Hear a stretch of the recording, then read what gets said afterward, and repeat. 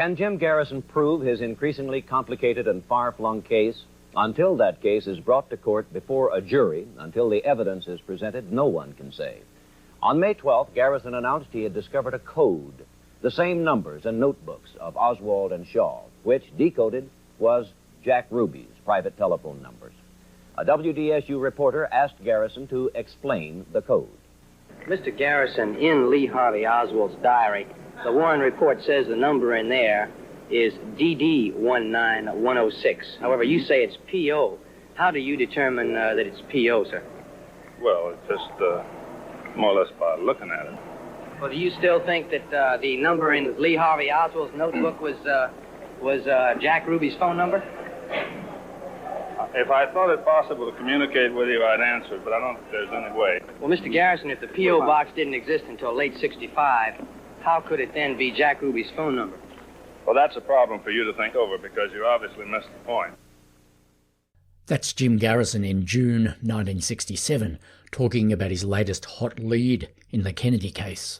In March, Garrison's prime suspect in the case, Clay Shaw, had faced a pre-trial hearing in front of a panel of 3 judges, and the judges had ruled that there was probable cause for Shaw to stand trial on charges of conspiracy. It still wasn't clear when that trial would actually happen, and as it turned out, it wouldn't begin until January 1969, which was still 18 months away.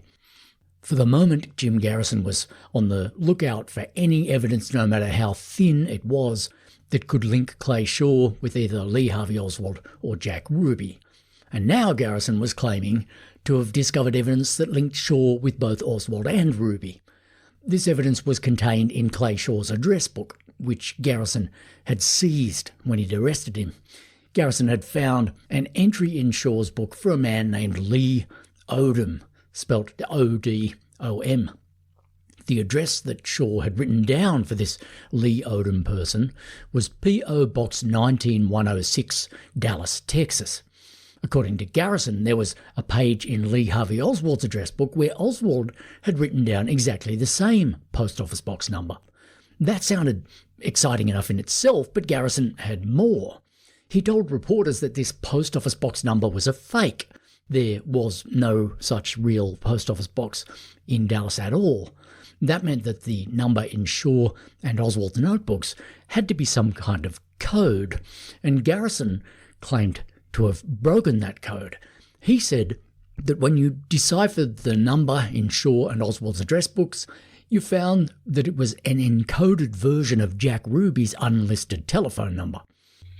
If this was true, Jim Garrison had made a sensational breakthrough in the Kennedy case and in his conspiracy case against Clay Shaw. But notice that I began that sentence with the phrase, if this was true.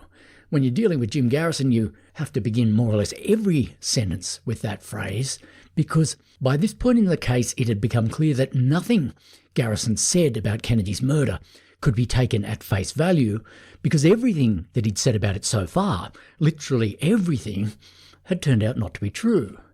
His claim about the code in Oswald and Shaw's address book would turn out to be no different. The code Garrison claimed to have discovered was bogus. It just wasn't real.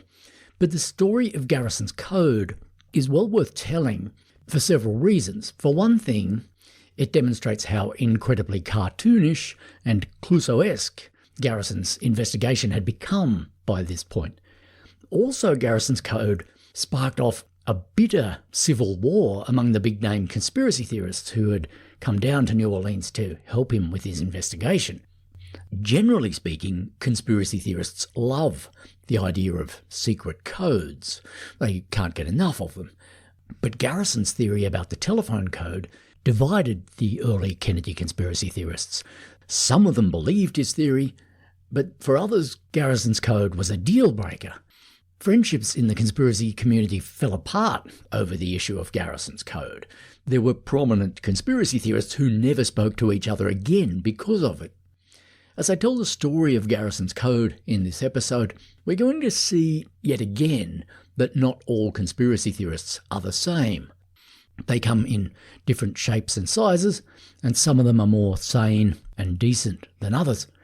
For the early Kennedy conspiracy theorists, Garrison's code became a kind of ethical and intellectual acid test. Some of Garrison's followers simply couldn't bring themselves to disbelieve his code idea.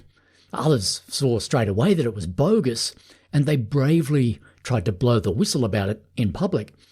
Others knew that Garrison was talking rubbish, but made a tactical decision to stay quiet about that because they thought that the ends justified the means and that it was fine for Garrison to use bad arguments as long as he was using them in a good cause.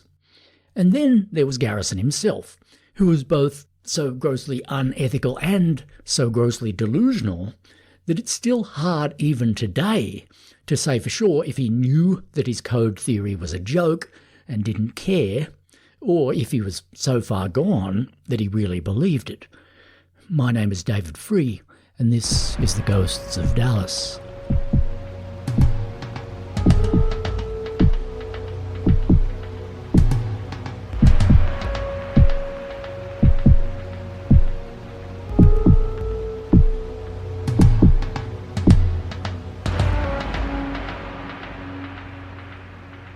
The story of Jim Garrison's telephone code had its roots in a meeting that took place in New York on March the 10th, 1967. Garrison had arrested Clay Shaw 9 days earlier on March the 1st. Shaw's pre-trial hearing would begin 4 days later on the 14th. Garrison had made international headlines when he arrested Shaw. He'd announced that he had positively solved the assassination of President Kennedy, and reporters from all over America and the world were flocking to New Orleans to find out if that claim was true. In Manhattan, William Shawn, the editor of The New Yorker, decided that he needed somebody to cover the story for the magazine, so he called on Edward Epstein, the author of the best-selling 1966 book Inquest. Epstein's book was the most substantial of those early Kennedy conspiracy books, and Epstein certainly had some impressive qualifications. He had a master's degree in political science from Cornell University, and he was now studying for his doctorate at Harvard. When William Shawn called Epstein into the New Yorker offices, he said to him, "Mr. Epstein, could a local district attorney have solved a mystery that defied the Warren Commission?" Edward Epstein told him that he didn't think that was impossible. So in mid-April, a month after Clay Shaw's preliminary hearing, Epstein flew down to New Orleans to try to answer that question for The New Yorker. He was accompanied by a research assistant named Jones Harris, who was a keen amateur student of the assassination. Jim Garrison gave Epstein and Harris a warm welcome. He took Epstein to dinner at his favourite restaurant, Broussard's, and he told him that he was a big fan of his book. In fact, he said that reading it had been a major factor in making him decide to launch his investigation in New Orleans. He also told Epstein that he'd just had a major breakthrough in the case. But when Epstein asked him what that breakthrough was, Garrison seemed strangely reluctant to tell him. Instead, he told Epstein that if he came to the DA's office the next morning, he could check out the evidence for himself. So at 10 a.m. the next day, Epstein and Jones Harris turned up at Garrison's office. Garrison himself wasn't there to greet them. They were greeted by one of his assistants, who showed them into a room with 6 cardboard boxes in it. These boxes contained the evidence that Garrison had seized from Clay Shaw's house after his arrest. Garrison's assistant explained that nobody in the office had had time to go through these boxes yet, but if Epstein and Harris cared to go through them themselves, they could then let Garrison know if they found anything interesting in them. Edward Epstein found this proposition odd for several reasons. For a start, as he put it later, it seemed curious that Clay Shaw's papers had not already been rigorously scrutinised by Garrison or his staff. 6 weeks earlier, when Garrison had arrested Shaw, he'd told people that one of the main reasons why he'd felt compelled to make the sudden arrest was that he wanted to stop Shaw from destroying important personal papers that might be key to the case. But now Garrison had had those papers for 6 weeks, and he hadn't even bothered to go through them. As Epstein wrote later, 6 weeks had passed, and yet from what I saw, it seemed that no investigation of Clay Shaw was going on at all. On top of that point, Epstein wondered if it was even legal for him and Jones Harris to be rummaging through Clay Shaw's belongings. He knew that a local judge had ruled that Garrison was not permitted to discuss or disclose any of the evidence related to the case. As Epstein wrote later, the very fact that Harris and I were allowed to examine objects seized from Shaw's home seemed to be a direct violation of that court order. Why, I wondered, should the district attorney risk having his case thrown out of court on a technicality by letting outsiders go freely through the evidence? Mind you, now that Garrison had offered him the chance to go through the evidence, Epstein was hardly going to turn him down. So he and Jones Harris sat alone with the cardboard boxes for 2 hours and went through their contents. As Harris was going through one of the boxes, he found Clay Shaw's address book, and as he flipped through the book, he came across that entry for Lee Odom with the Dallas Post Office box number 19106. Jones Harris was familiar with all the major assassination documents that had been published by the Warren Commission, and he also apparently had a photographic memory, because as soon as he saw the entry for Lee Odom in Shaw's notebook, he recalled that there was a page in Oswald's notebook where Oswald had written down the same 5-digit number, 19106. In Oswald's notebook, though, there was no indication that this number was a post office box number. In Oswald's notebook, the number had been preceded by 2 letters that were written in Cyrillic script, that is, in Russian, presumably because Oswald had written this entry in his book while he was living in the USSR. The letters Oswald had written were both the same. They both represented the Russian letter Da, which is the equivalent of our letter D. I'll put a link to an image of this page from Oswald's notebook in the show notes. And if you look at the image, you'll see that the Cyrillic character Da does look a bit like the English letter P. So the complete entry in Oswald's notebook does look as if it says PP 19106, but in fact it should be read as DD 19106. Oswald hadn't written down a name or any other information beside this sequence of letters and numbers, so what it meant to him was not clear. Jones Harris was aware of all this when he came across the entry for Lee Odom in Clay Shaw's notebook, so when he noticed that Odom's post office box number happened to match the 5-digit number that Oswald had written in his book after the Russian letters DD, Harris was intrigued but not overly excited. He and Edward Epstein agreed that the repetition of the 5-digit number was a striking coincidence, but they also agreed that it proved nothing in itself. When they pointed out this coincidence to Jim Garrison, though, Garrison instantly decided that it had to be more than just a coincidence. People like Garrison don't believe in coincidences, or rather they don't believe that anything is ever just a coincidence. And you can see why the entry in Clay Shaw's notebook would have looked quite tantalising to somebody who was as desperate for evidence as Garrison currently was. First of all, you had the name, Lee Odom. You can see how someone as excitable as Garrison would have got at least half a Rodney from the fact that this Odom character had the same first name as Oswald and had a surname that started with the same letter. Then you had the 5-digit number, which was exactly the same in both books. The only hurdle for Garrison was that the entry in Shaw's book was clearly marked as a post office box number, whereas the entry in Oswald's book wasn't. In Oswald's book, the number wasn't preceded by the letters PO, let alone by the phrase PO box. It was preceded by those 2 Cyrillic Ds. But hurdles like that were hardly going to stop a man with an imagination as vivid as Garrison's. The way he saw it, or at least the way he said he saw it, the letters that Oswald had written in his book were the letters PO. And as I've said, the first of Oswald's Cyrillic Ds did look a bit like a P if you squinted at it hard enough, but to believe that the second letter looked like an O, you effectively needed to be Jim Garrison, because I don't know of anybody else in the world, apart from Garrison, who's ever said that this letter does look like an O. The morning after Harris and Epstein found the entry in Shaw's notebook, Garrison had breakfast with Epstein, and he told him that their discovery had led him to a major new breakthrough in the case. Garrison already seemed to have forgotten about the other breakthrough that he'd promised to tell Epstein about the previous day. Whatever that breakthrough had been, it seemed that the notebook development had blown it out of the water. Garrison told Epstein that Shaw's notebook entry didn't just positively link Shaw to Oswald, it also linked both of them to Jack Ruby.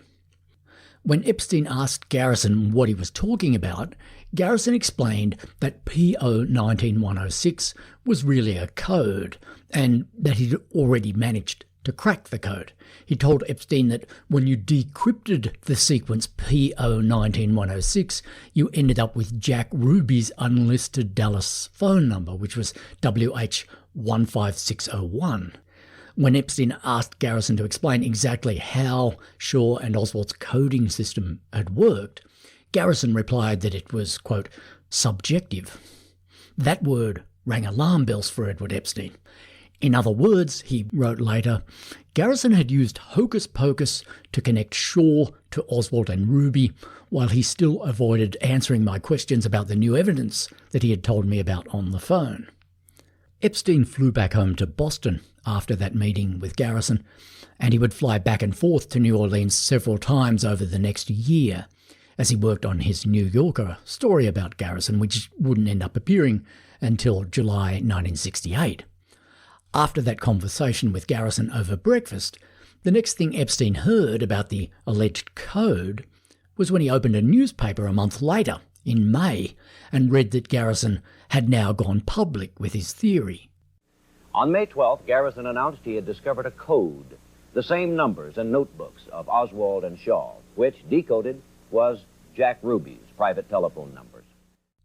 When Garrison went public with his idea of the code, he told reporters that the entries in Shaw and Oswald's notebook were identical, which Edward Epstein knew simply was not true.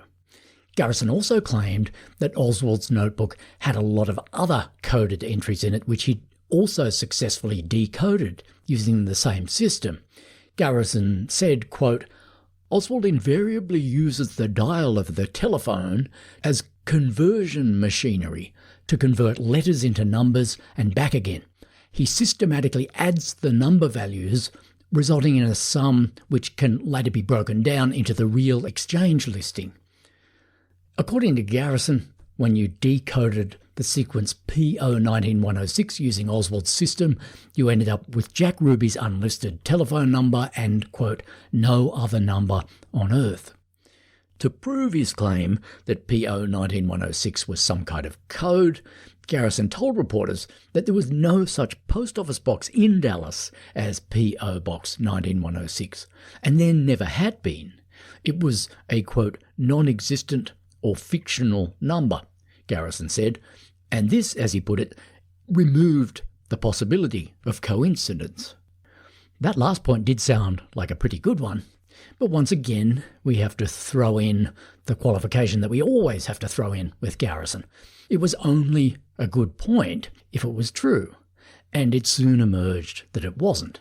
Not long after Edward Epstein saw Garrison's announcement about the code in the newspapers, he got a tip from a contact that he'd made in Garrison's office, a guy named Thomas Bethel. Bethel rang Epstein up on the sly, and he told him the embarrassing truth. Garrison's staff had now established that P.O. Box 19106 was indeed a real Dallas post office box number, and there really was a guy in Dallas named Lee Odom who had access to this post office box. Back in 1966, Lee Odom had gone to New Orleans on a business trip, and he'd briefly met Clay Shaw during that trip, and that was why Shaw had written down Odom's name and post office box number in his notebook. That was bad news for Jim Garrison, and the news got worse because his staff had also discovered that Post Office Box 19106 had not come into existence in Dallas until 1965. By that point, Oswald had, of course, been dead for about 2 years, so whatever the number 19106 had referred to in his notebook, it must have referred to something other than the Dallas Post Office Box. Nobody has ever been able to work out, by the way, what the sequence of letters and numbers in Oswald's book did refer to, but the point that matters here is that it quite clearly couldn't have referred to the Dallas post office box that Clay Shaw's notebook entry clearly did refer to. The coincidence was just a coincidence. Even Garrison seemed to understand that now, because when his staff made these discoveries about Lee Odom and the post office box, Garrison sternly ordered them not to mention these discoveries to anybody outside the office. Thomas Bethel was violating that order when he rang up Edward Epstein to tell him all this, so Epstein agreed to keep their conversation off the record. Meanwhile, after ordering his staff not to talk about the post office box, Garrison himself continued to claim in public that the code he had discovered was real.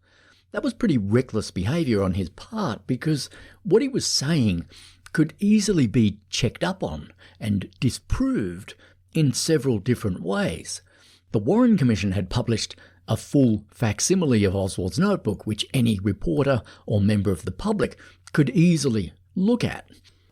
And anybody with a pair of eyes was immediately going to see that Oswald's notebook entry did not say P.O. Box 19106, as Garrison had falsely claimed.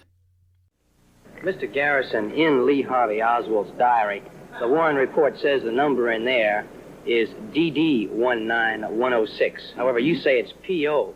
How do you determine that it's P.O., sir? Well, it's just more or less by looking at it. According to Garrison, you could see that Oswald had written the letters P.O. more or less by looking at them, but most people, when they looked at them, didn't see the letters P.O. It was also very easy to check up on Garrison's claim that there was no real post office box number 19106 in Dallas, and again that claim proved to be false when you did check it. Finally, it wasn't hard to establish that Lee Odom was a totally real guy, and that he really did live in Dallas. When reporters tracked Odom down in Dallas, he told them that he'd made a trip to New Orleans in 1966 when he was trying to interest local business leaders there in the idea of staging bullfights in the city. Odom had met with Clay Shaw during the course of that trip, and at the end of their meeting, he'd given Shaw the number of his post office box in Dallas. In fact, Odom even remembered having watched as Shaw wrote the number down in his notebook.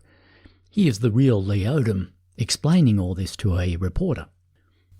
When I got to New Orleans, and I got there, it was late, and so I wanted to see what New Orleans, my first trip to New Orleans, and I went to Pat O'Brien's, and that's where I met Mr. Shaw. I was sitting drinking at the bar, and he was sitting next to me, and I got talking to him about if he thought a bullfight might go over good in New Orleans. So the next day, while we had lunch together and tried to find out about a place to have a bullfight. We didn't find any place, so when I got ready to leave there, I give him my name and my box number, which I saw him write in his little book, and I never heard from him after that. But that's how the number got in the book. Of course, if the number in Clay Shaw's notebook was the real post office box number of a real guy that Clay Shaw really knew, that was game over for the idea that it was a code for some other number. Again, even Garrison himself seemed to grasp the logic of that point, or at least he had to start with, because to bolster his claim that the number was a code, he had told reporters that there was no such post office box. That fact had ruled out the possibility of coincidence, Garrison said. But that fact had turned out not to be a fact. When it emerged that the post office box did indeed exist, but hadn't existed until after Oswald was dead, that was a devastating double whammy for Garrison's code theory. It torpedoed the theory from two different angles. Unbelievably, though, Garrison still stubbornly refused to admit that the facts had proved him wrong. Well, do you still think that the number in Lee Harvey Oswald's notebook was Jack Ruby's phone number? If I thought it possible to communicate with you, I'd answer, but I don't think there's any way. Well, Mr. Garrison, if the P.O. box didn't exist until late '65, how could it then be Jack Ruby's phone number? Well, that's a problem for you to think over because you obviously missed the point. So how did Garrison's supposed code work? I'm going to explain that in a moment, but before I do, I want to make it clear that just because it's possible to show that Garrison invented a decoding system that quote-unquote worked, in the sense that it successfully allowed him to transform a number that he didn't want into a number that he did want, that doesn't mean that his system was in any sense a real code. In fact, it can't possibly have been a real code. You don't have to know anything about how codes work to know that. You only have to have common sense. For example, we know for a fact that Jack Ruby's telephone number was not really unlisted, as Garrison claimed it was. In fact, Ruby's number was in the white pages, and common sense tells us that people don't tend to use elaborate coding systems to disguise phone numbers that they can just look up in a phone book.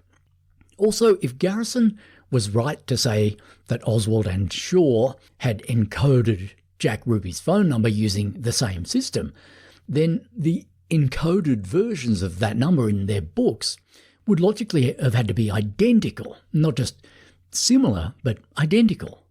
If the entries in their notebooks were not identical, that in itself was game over for the idea that they could somehow generate the same unique number when you decoded them. And as we've seen, the entries in their books were simply not identical. Oswald's entry featured 2 Cyrillic Ds, not the letters PO. I've said that you can confirm this for yourself if you want to by looking at the image of the page from Oswald's notebook, but really you don't have to do that, because when you think about it, the fact that there's any dispute at all about what those letters in Oswald's notebook are is enough by itself to sink the idea that Oswald was using a code.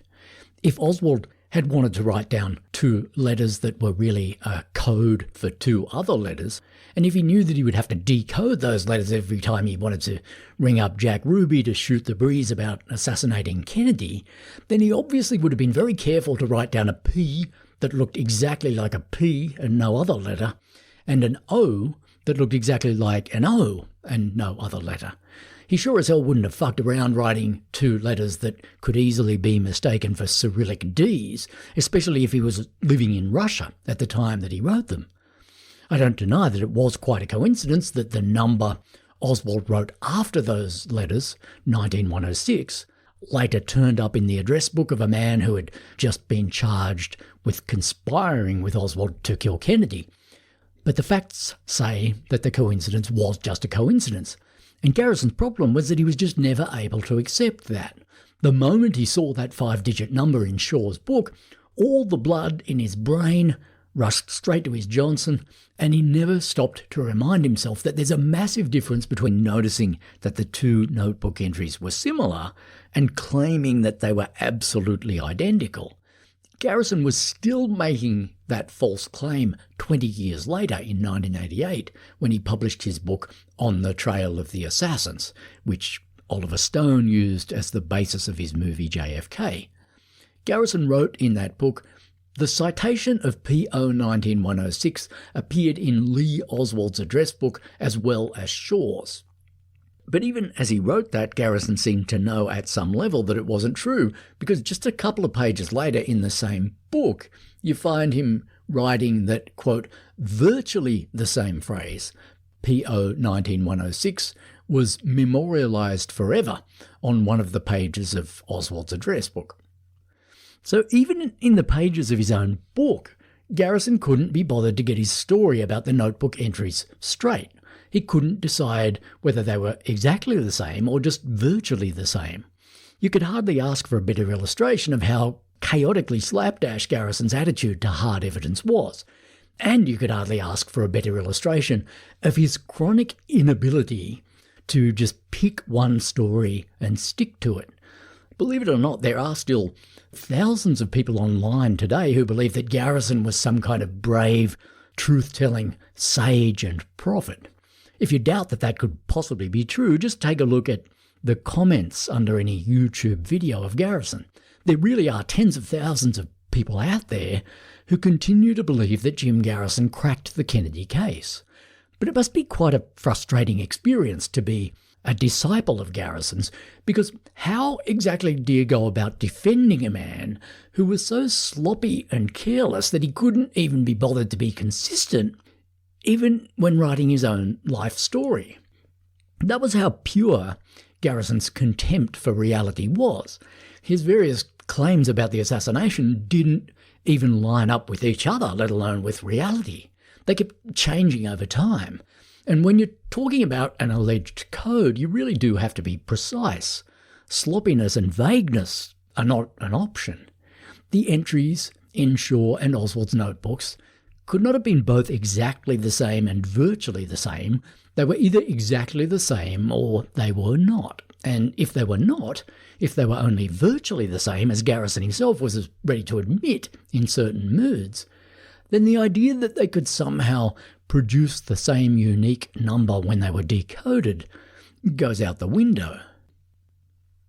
So Garrison's code was not a real code. Once we grasp that, we're in a better position to understand what it was. It was an imaginary code. It was a code that Garrison had made up on the fly to get the result that he wanted. Somehow he needed to get from Lee Odom's post office box number to Jack Ruby's telephone number. He needed to get from PO 19106 to WH 15601. So how was he going to turn that first number into the second one?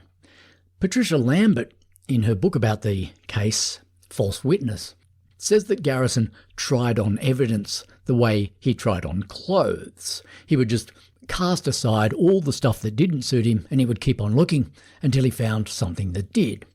This was certainly the approach that he used to invent his telephone code.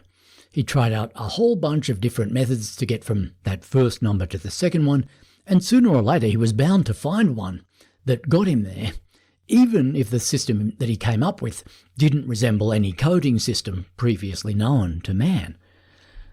Garrison had to deal with two separate challenges as he tried to get from PO 19106 to WH 15601. He somehow had to convert the letters PO into the letters WH, and he had to convert the number 19106 into the number 15601. Let's leave the letters aside for a moment, and let's look at how Garrison got from 19106 to 15601. If you put yourself in his shoes, you can see that the two numbers do look temptingly similar. 19106 and 15601. Both numbers have two ones in them, 10 and 16. And Garrison found that if you shuffled around the digits of that first number, 19106, you could turn it into the number 16901, which is even closer to 15601. In fact, to get from 16901 to 15601, all you have to do is subtract the number 1300. And that, according to Garrison, was the code. That was the method of encryption that Oswald and Shaw had used to hide the last 5 digits of Ruby's phone number. They'd added the number 1300 to his number, and then they'd shuffled around the digits. So to get back to Ruby's phone number, all you had to do was unshuffle the digits and then subtract the number 1300, and before you knew it, you could be on the blower to Jack Ruby. It hardly needs to be said that that is not how a real code works. Real codes work according to a system that is hard for outsiders to crack, but easy for the people who know the code to remember and use. The coding system proposed by Garrison is quite hard to understand and memorize, and the subtraction of the number 1300 at the end looks like a suspiciously redundant and arbitrary extra step. If Oswald and Shaw had really wanted to encipher Jack Ruby's phone number, it would have been enough for them to just scramble the digits of it according to a prearranged formula and be done with it. Why would they have then given themselves the extra task of subtracting the number 1300? The answer, of course, is that they wouldn't have. The subtraction of the number 1300 was a completely arbitrary step that Garrison had been forced to tack on at the end, because even after some pretty vigorous scrambling of digits, the best he could do was arrive at a number that was 1,300 more than the number he wanted.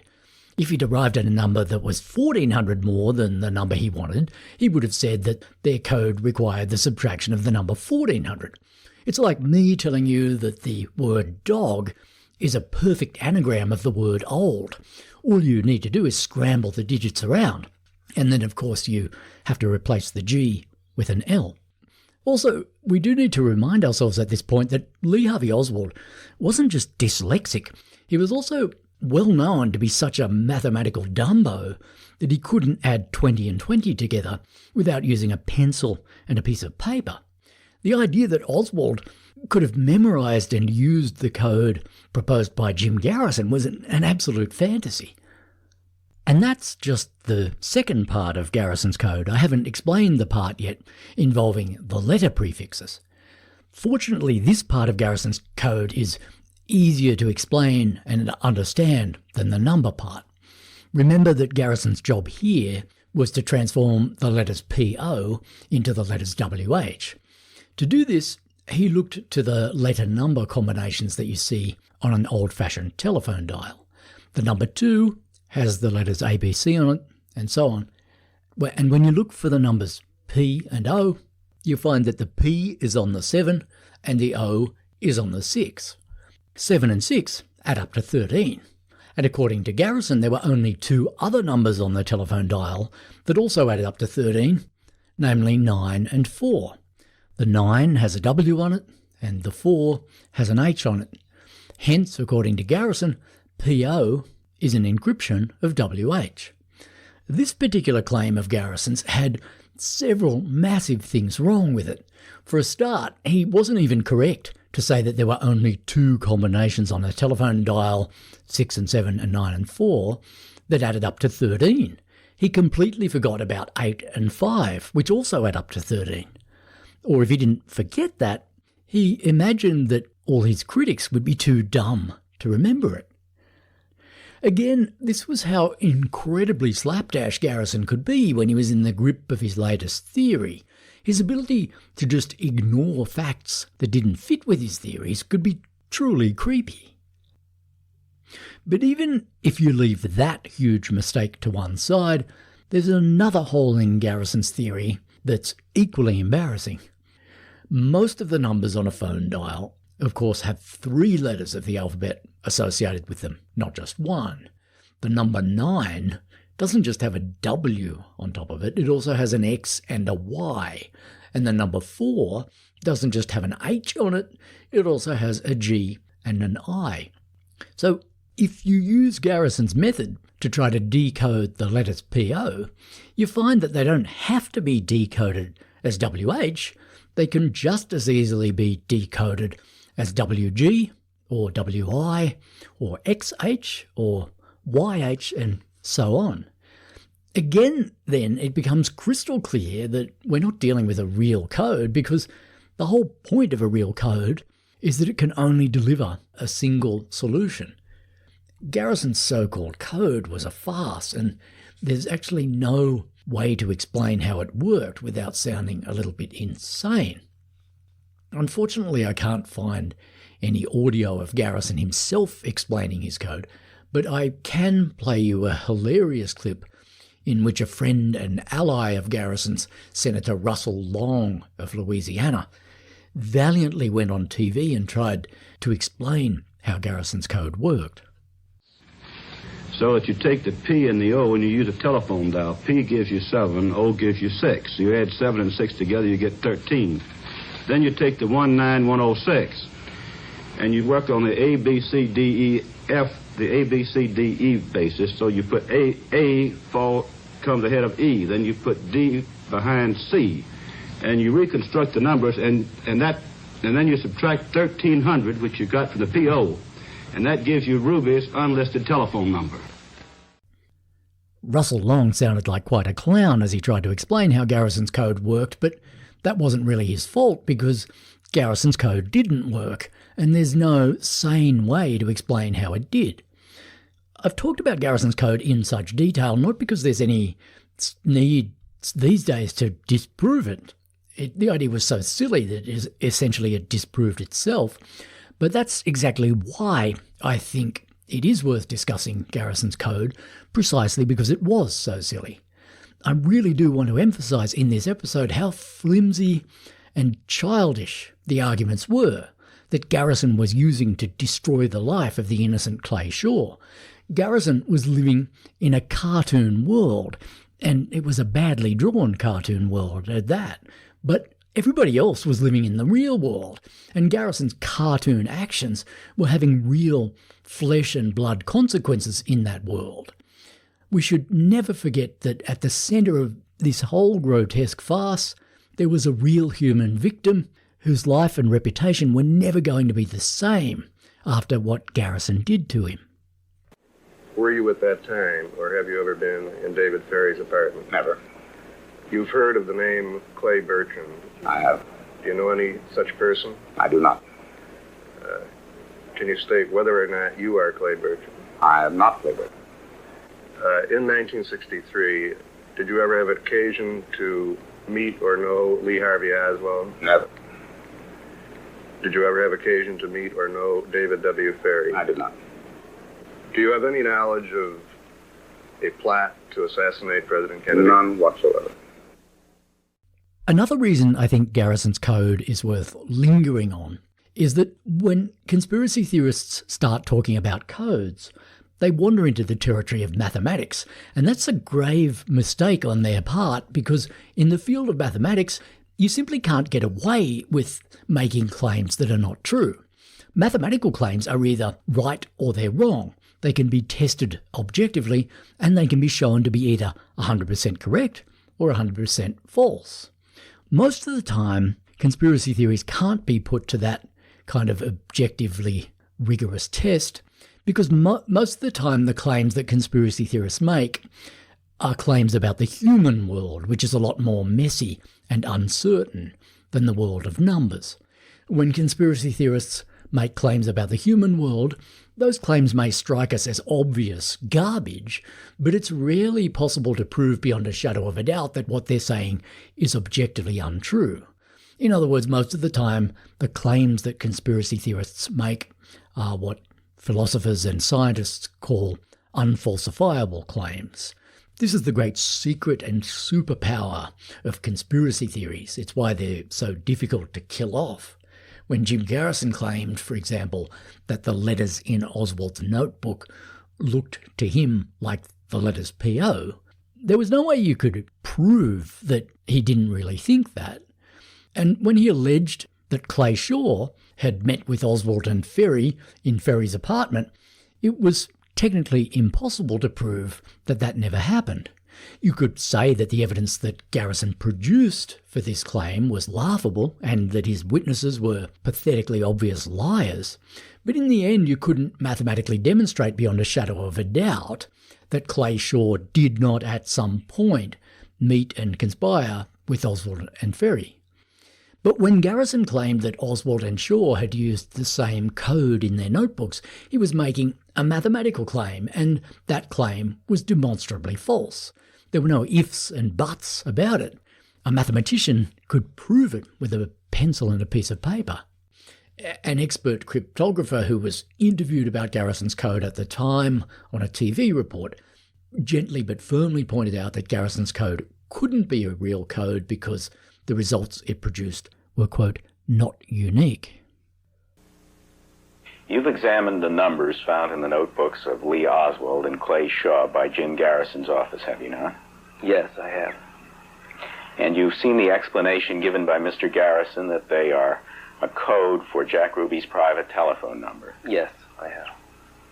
Have you ever seen an encipherment like this before? No, I certainly have not. In particular, the reaching of the prefix WH from a prefix PO is not even unique.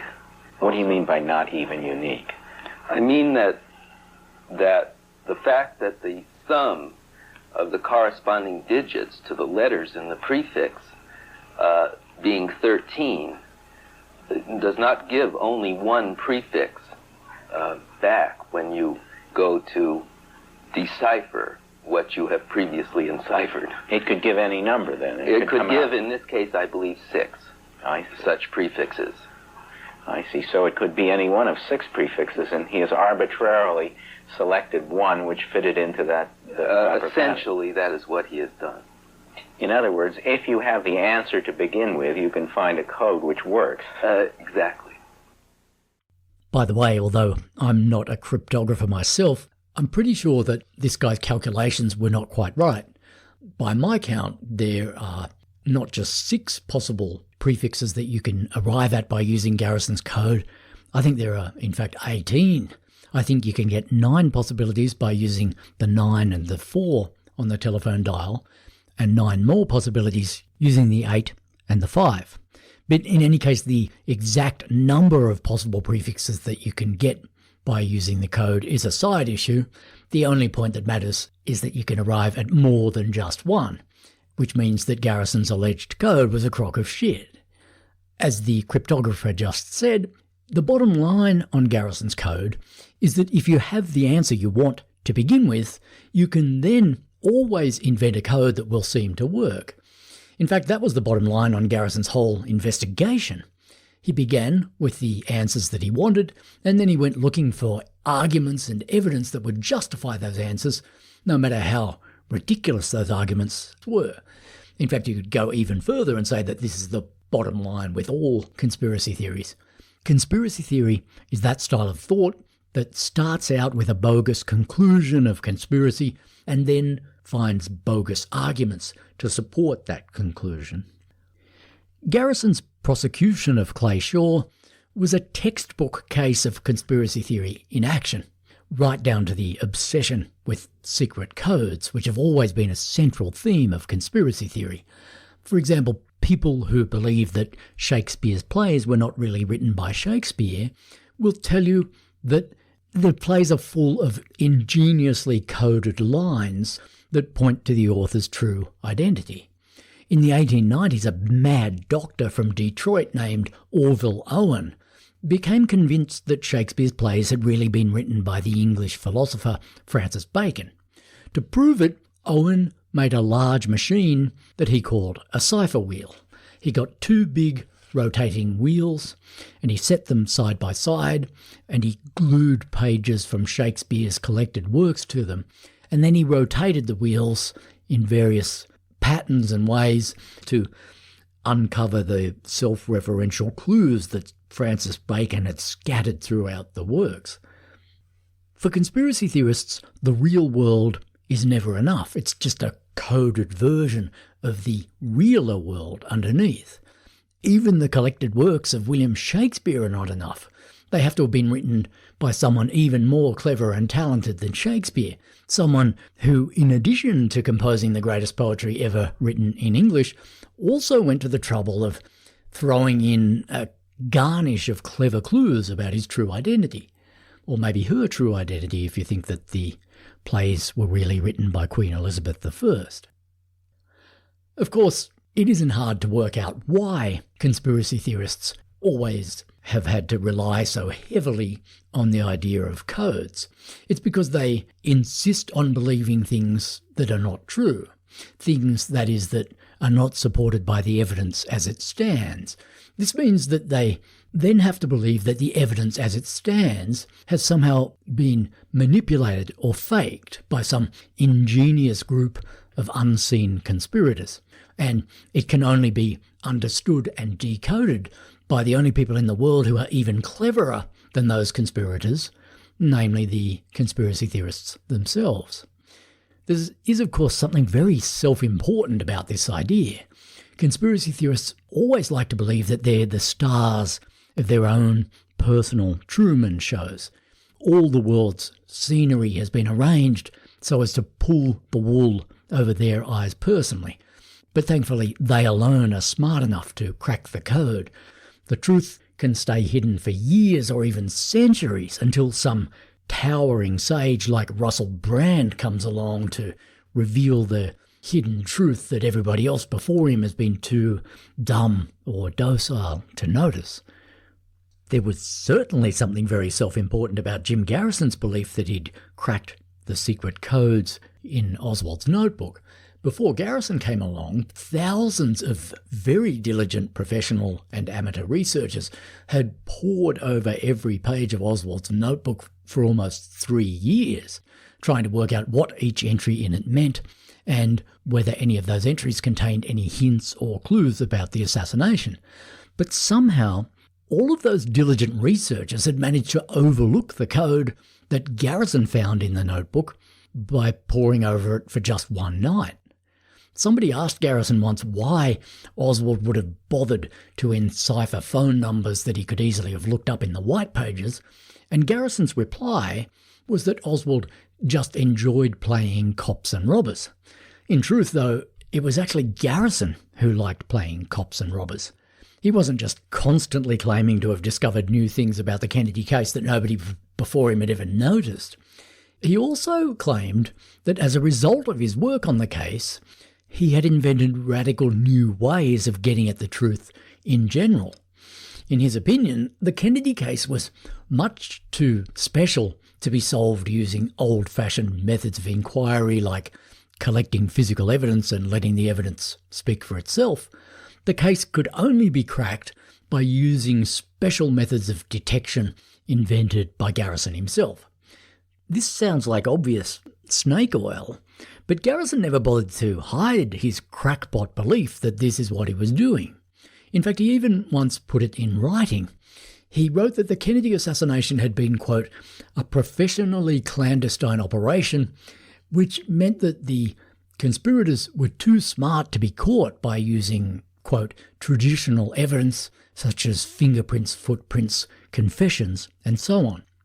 According to Garrison, the case could only be solved by, quote, the successive application of models until one finds one which fits.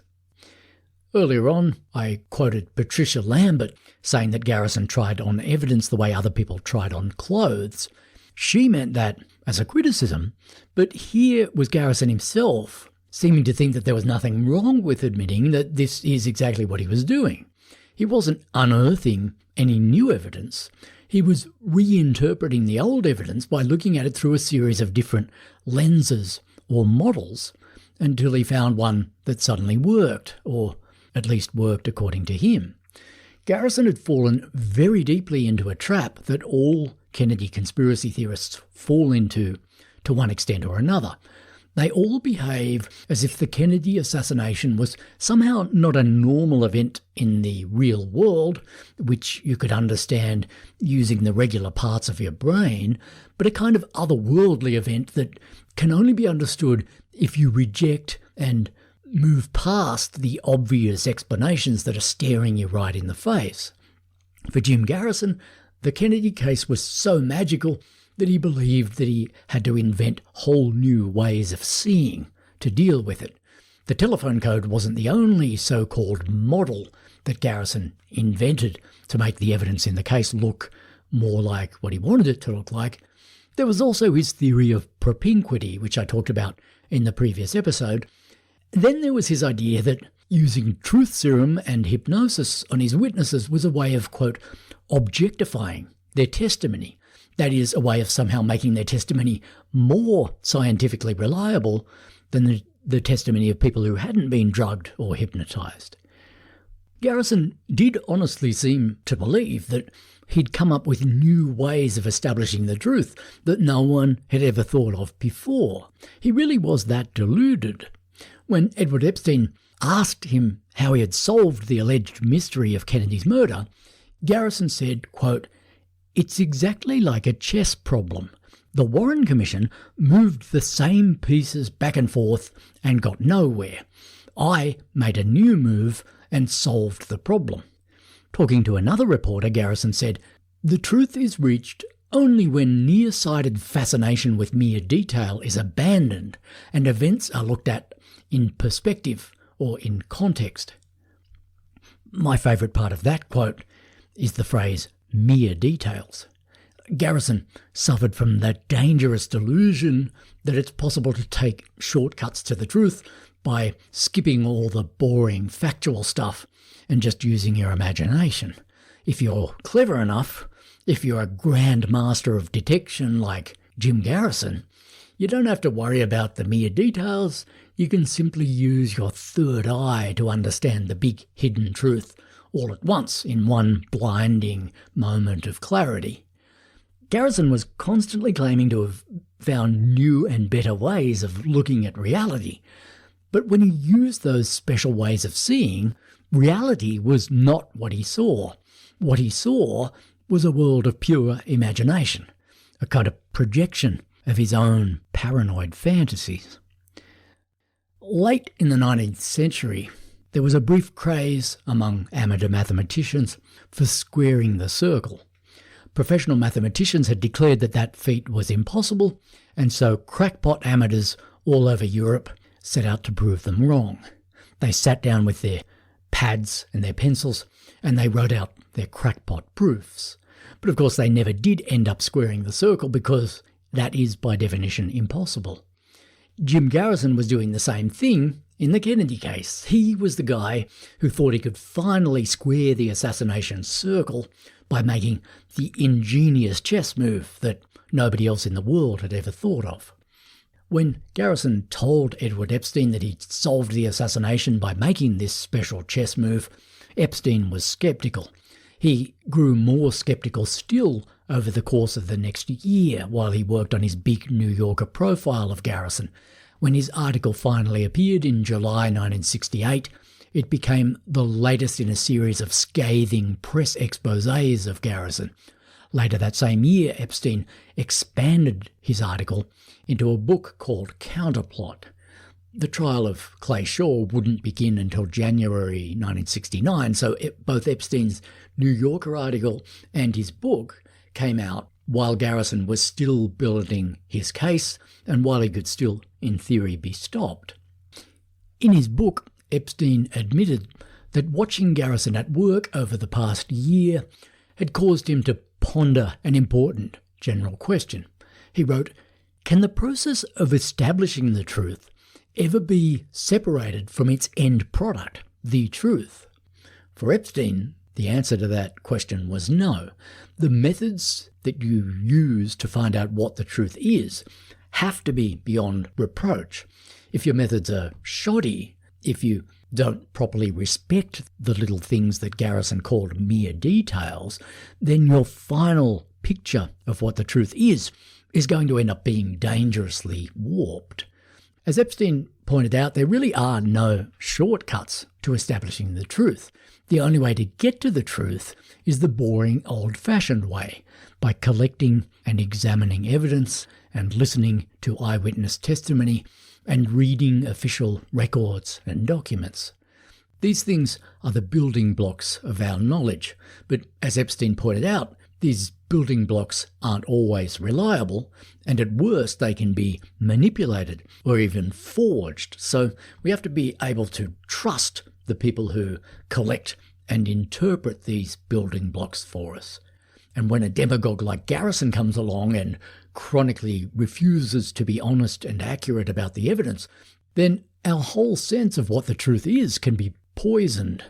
To quote Epstein, "If one has reason to doubt the process by which facts have been ascertained or confirmed, how can one ever be certain that they bear any relation to the truth, or even that the facts themselves are not outright fabrications? For data can be accepted as factual truth if and only if the probity of the investigator is also accepted. A demagogue who demonstrates a willingness to alter elements of the story when it serves his purpose may temporarily excite public opinion, but he can never establish his version of the truth as the truth." Fortunately, Epstein ended up being right about that last part. Garrison's fantasy version of the Kennedy assassination never did end up establishing itself as the truth.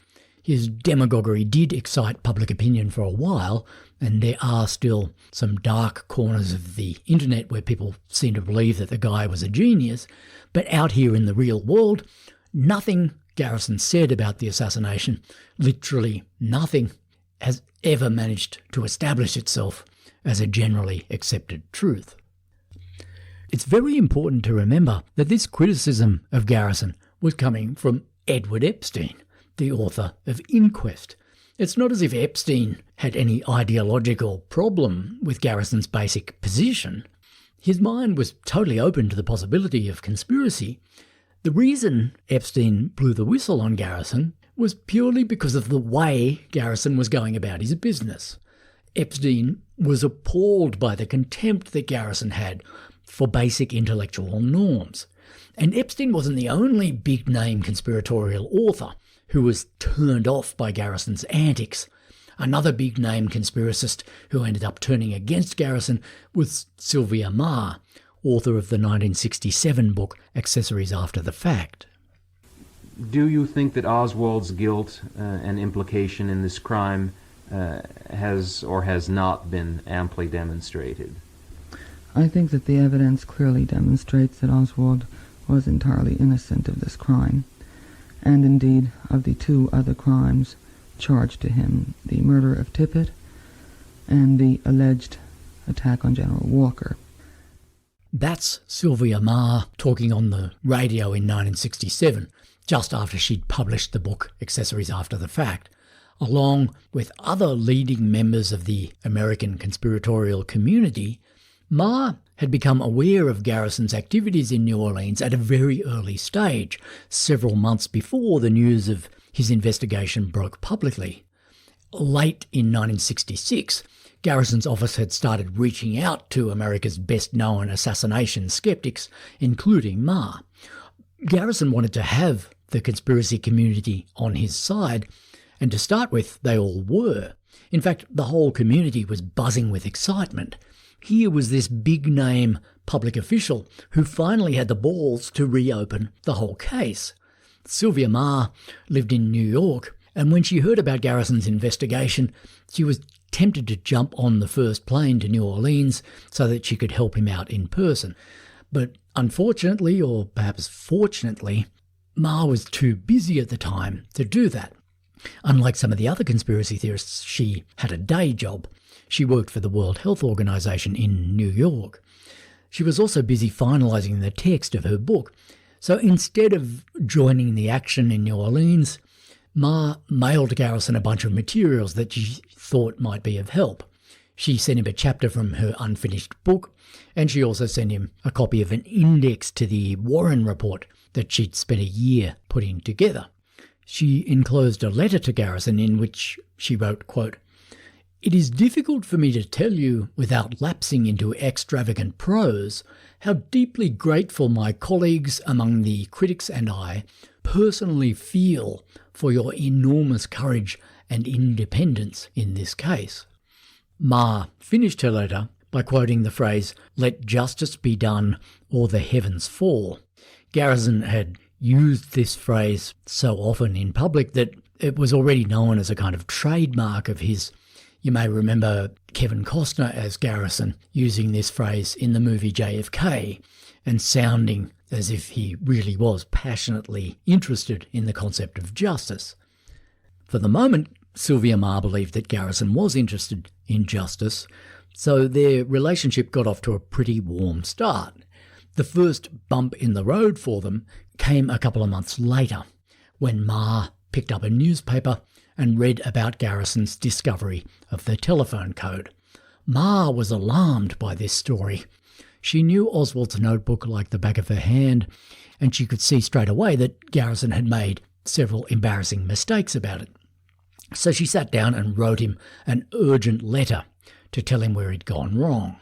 She pointed out that the letters that Garrison had read as a P and an O were quite definitely two Cyrillic Ds.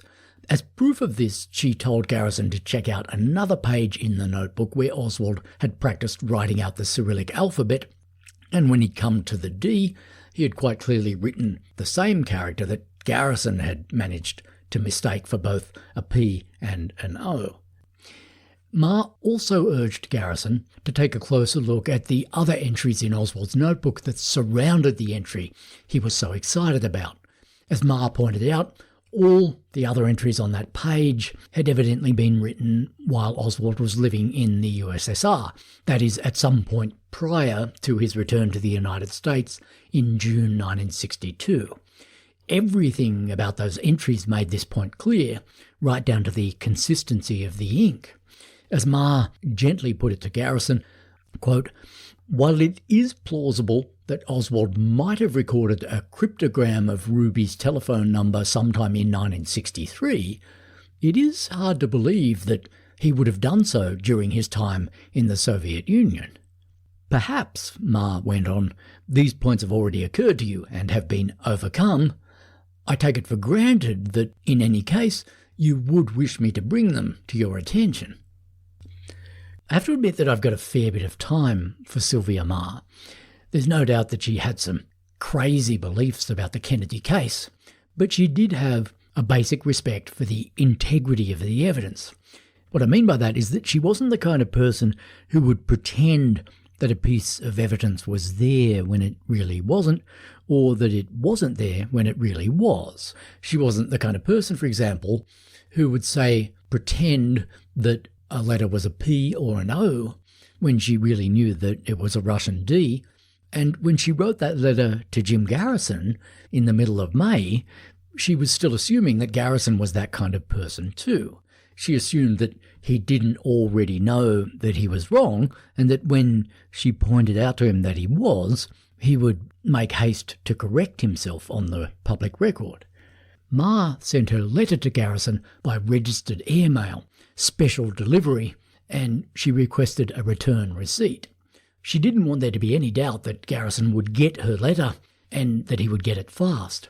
The day after she sent it, Ma was at work, and she got a call from Garrison's secretary saying that Garrison wanted to speak with her.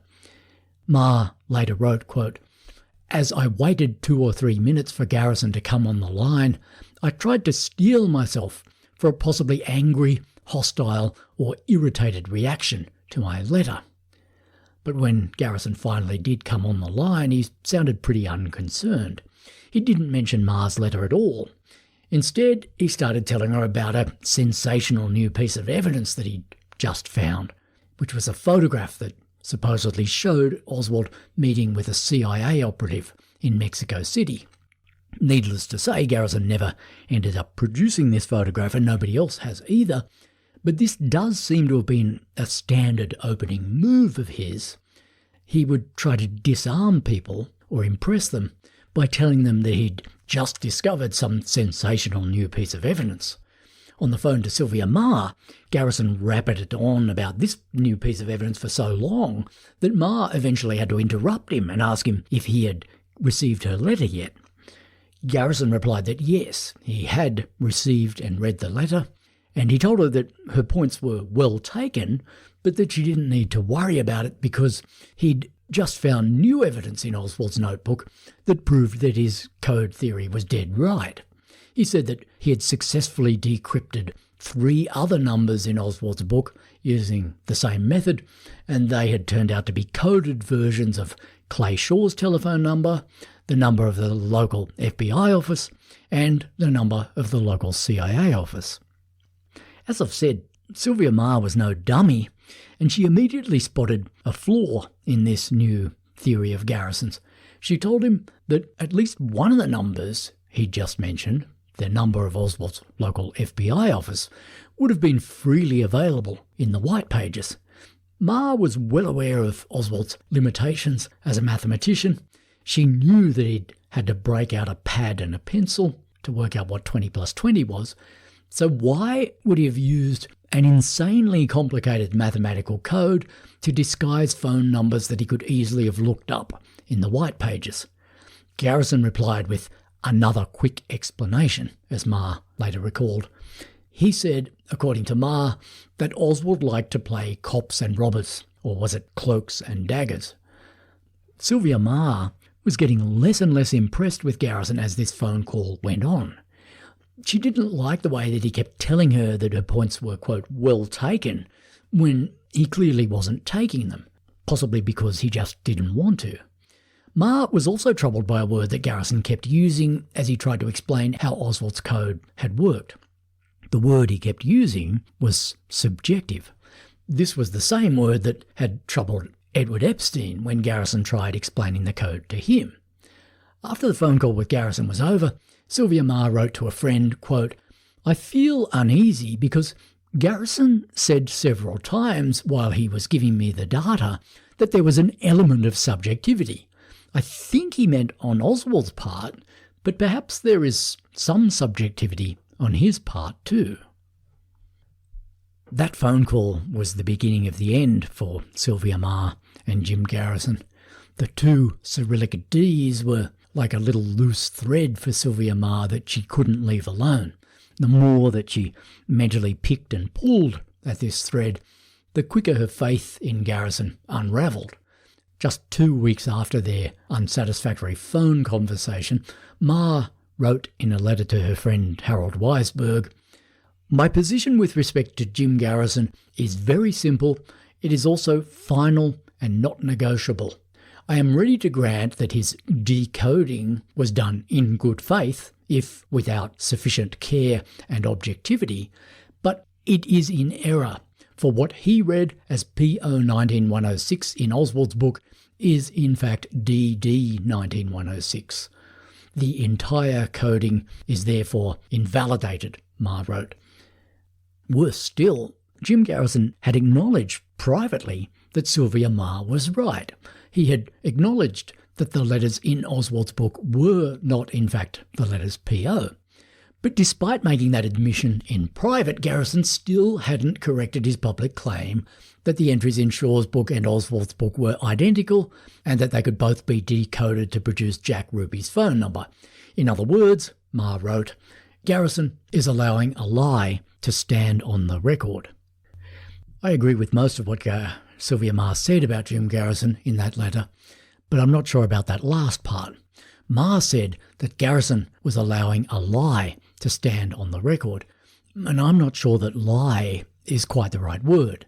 Garrison was certainly allowing an untruth to stand on the record, there's no doubt about that, but whether that untruth was a deliberate and conscious lie is a different question. I've always tried to be as accurate as I can be in this podcast, and I have to admit that I'm not entirely sure that liar is the best word to describe what Jim Garrison was.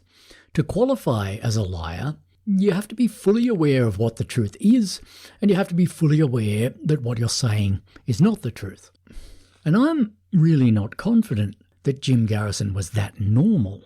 I think there was something deeper and more Trumpian going on with Garrison, which only an expert in mental illness could properly describe and diagnose.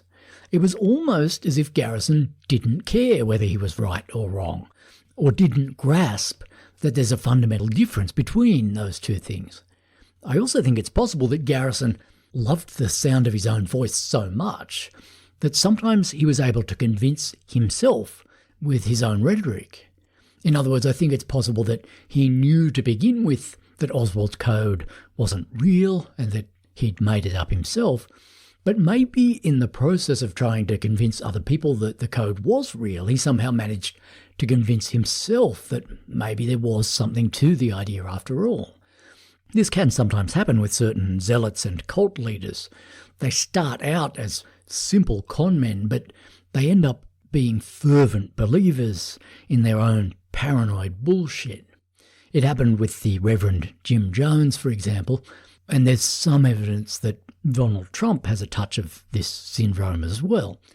And I think that Jim Garrison may have been at least partly like that. There's no doubt that he did frequently tell lies, but I think those lies were part of a deeper pathology. I think there was something distinctly not normal about the way Garrison conducted himself.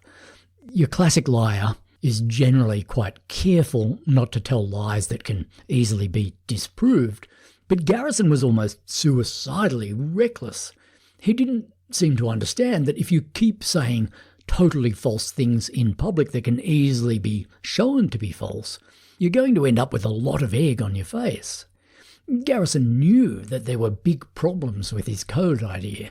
Even some hardened conspiracy theorists had said that to him, and in certain moods he was even ready to admit it himself, and yet he continued to claim in public that Shaw and Oswald had used the same secret code, and that this proved that Shaw had conspired with Oswald to murder Kennedy.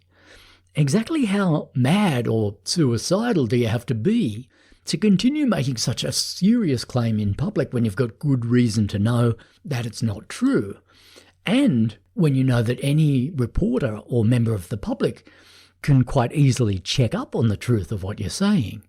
If Garrison was just a simple liar, and if he knew that his code idea was bogus, then he would surely have kept the details of how it allegedly worked to himself, and then would have just silently dropped the idea before the trial of Clay Shaw began. Instead, Garrison very proudly told reporters exactly how this supposed code of his worked, so that every Tom, Dick and Harry in the country could go and check for themselves how valid it really was.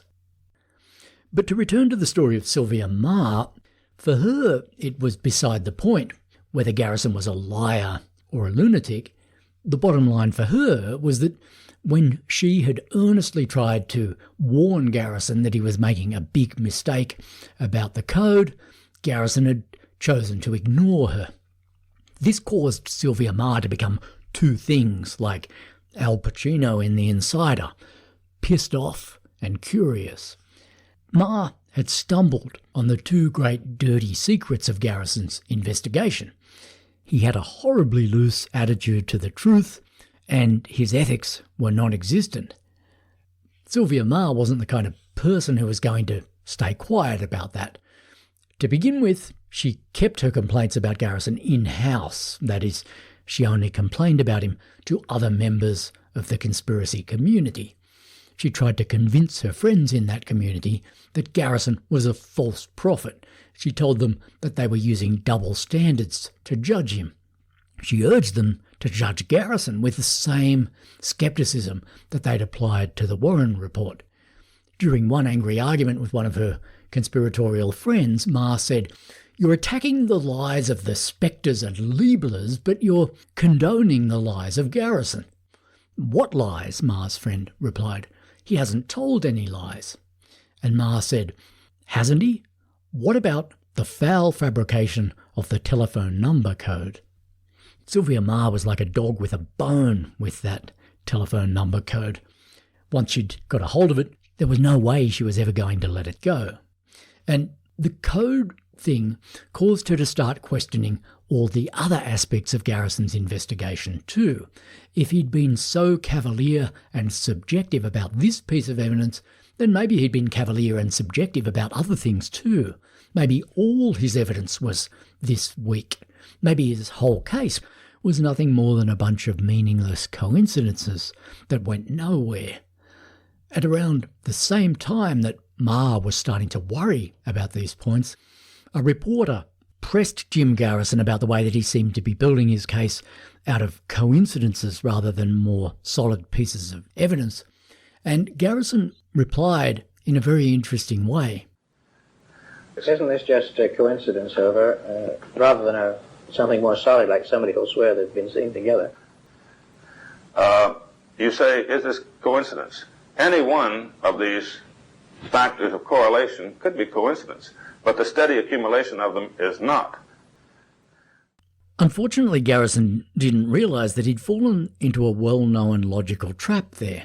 People like Garrison think that if you collect a whole bunch of flimsy pieces of evidence that look dubious in themselves and then bundle them together, the mere fact that you've now got a bundle of evidence means that you now have a strong case. But philosophers will tell you that that's a fallacy. If you bundle together a bunch of twigs, they don't magically turn into a solid log. They're still nothing but a bunch of twigs. Sylvia Meagher was coming to realise that that's all that Jim Garrison had.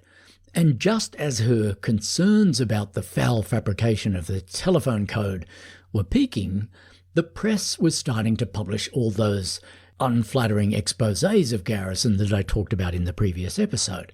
The first of those exposés was James Phelan's article in the Saturday Evening Post, the one that revealed that Garrison had used sodium pentothal and hypnosis in order to alter the testimony of Perry Russo.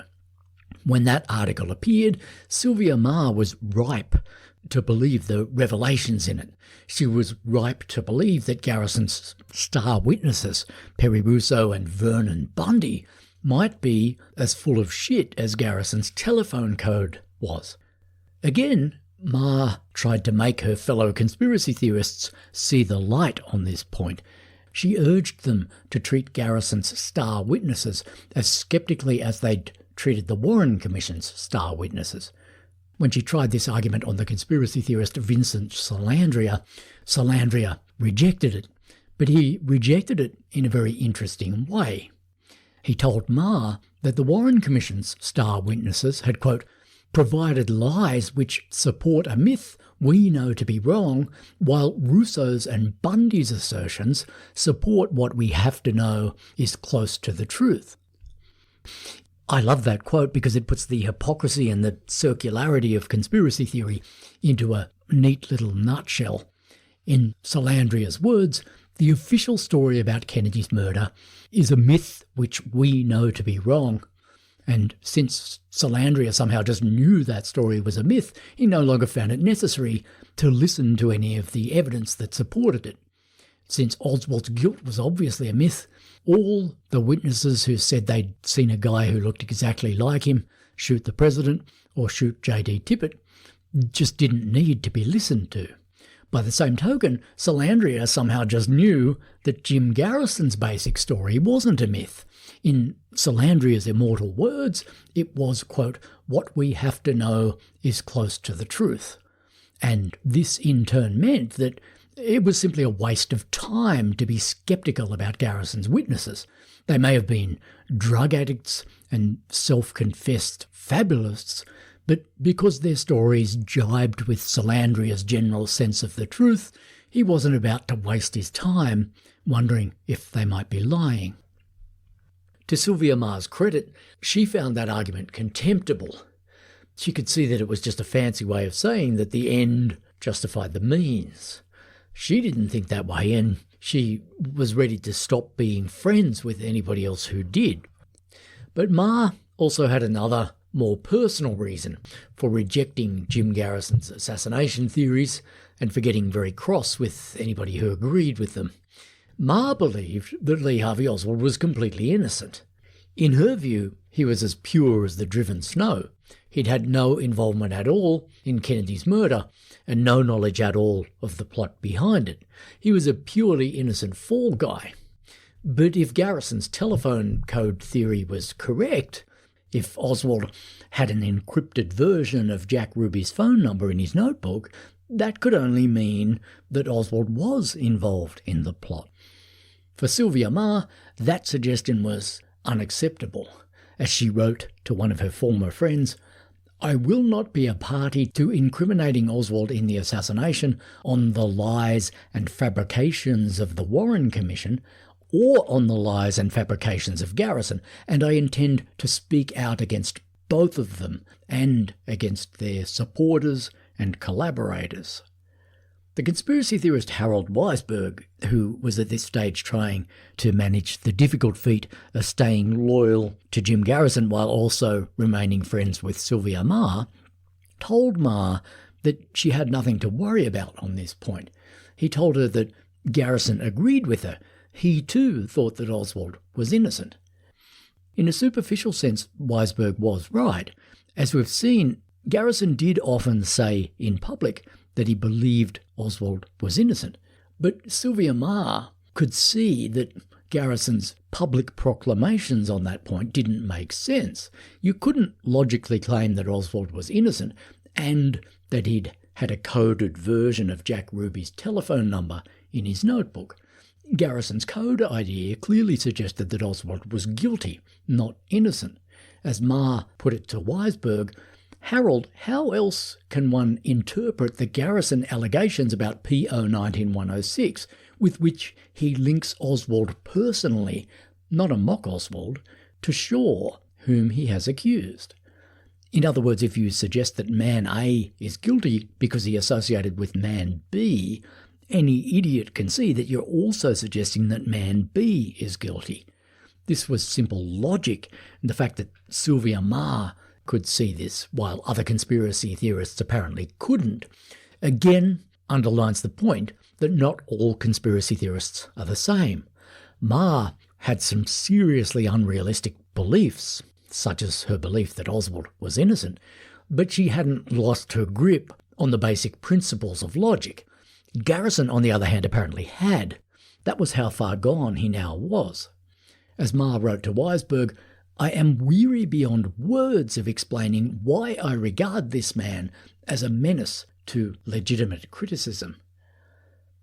As Sylvia Meagher drifted away from the conspiracy community over the issue of Garrison, Vincent Salandria made one last attempt to save his friendship with her. He wrote to her a letter that said, "Think over this proposition. After the Jim Garrison matter is over, win or lose, let's make up." Sylvia Meagher was incensed by Salandria's proposition. She wrote back to him, "You misunderstand me so persistently that I can only think that you don't wish to understand me. I don't look on the Jim Garrison matter as a game, a gamble, a sporting event, or as entertainment. After it is over, as you put it, the code will still be a clumsy and unconscionable fabrication, and I will still find it dismaying and frightening, as well as incomprehensible, that anyone who claims to be striving for truth and justice in the assassination could aid and abet a hysterical, unscrupulous half-wit like Garrison. This is no capricious personal tiff," she wrote, "to be erased by agreeing to kiss and make up. Please try to understand me this time, Vince. I am in dead earnest." So Sylvia Meagher stuck to her guns and severed her ties with every former friend of hers who refused to see her point about Jim Garrison. Her next step was to try to blow the whistle on Garrison in public. In September 1967, she wrote a letter to the New York Review of Books saying that, quote, "A critic of the Warren Report, it seems to me, is obliged to apply to Garrison's evidence the same strict and objective tests which he applied to the Commission's evidence." A couple of months later, Meagher's book, Accessories After the Fact, came out, and in the book's epilogue, she took her public criticism of Garrison even further. She called for a fresh official investigation into Kennedy's murder, but stressed that Garrison's investigation wasn't the sort of thing she had in mind. As the Garrison investigation continued to unfold, she wrote, "It gave cause for increasingly serious misgivings about the validity of his evidence, the credibility of his witnesses, and the scrupulousness of his methods." In November 1967, that was a pretty radical thing for a conspiracy believer like Sylvia Meagher to say. Other conspiracy theorists were not going to like her saying it, but Meagher wanted to get her concerns about Garrison on the record before Clay Shaw's trial could begin. In June 1968, she went even further and wrote a friendly letter to Shaw himself. She told him that she believed in his innocence and that she viewed Garrison as a dangerous demagogue and an unscrupulous charlatan. She told Shaw that, in her view, he was now being unjustly victimised in exactly the same way that Oswald had been.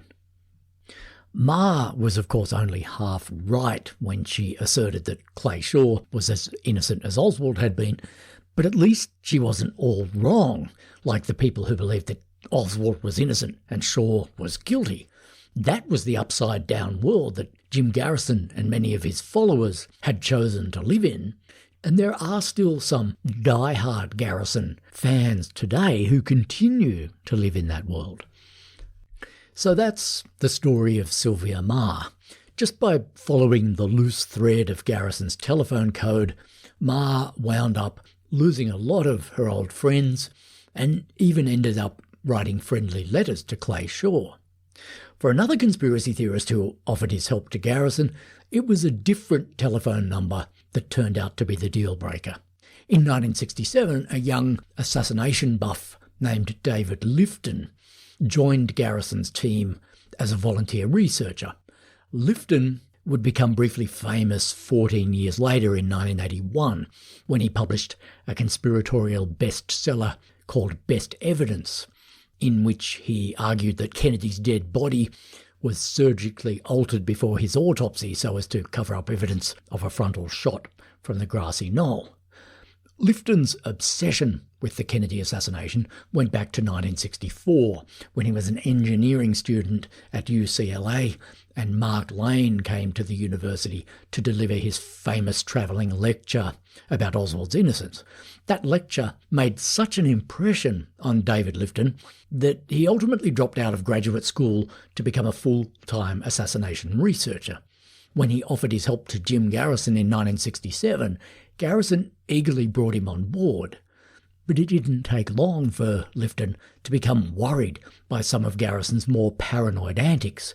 For example, every time some man carrying a briefcase walked past them, Garrison would turn to Lifton and whisper, "That's an FBI agent."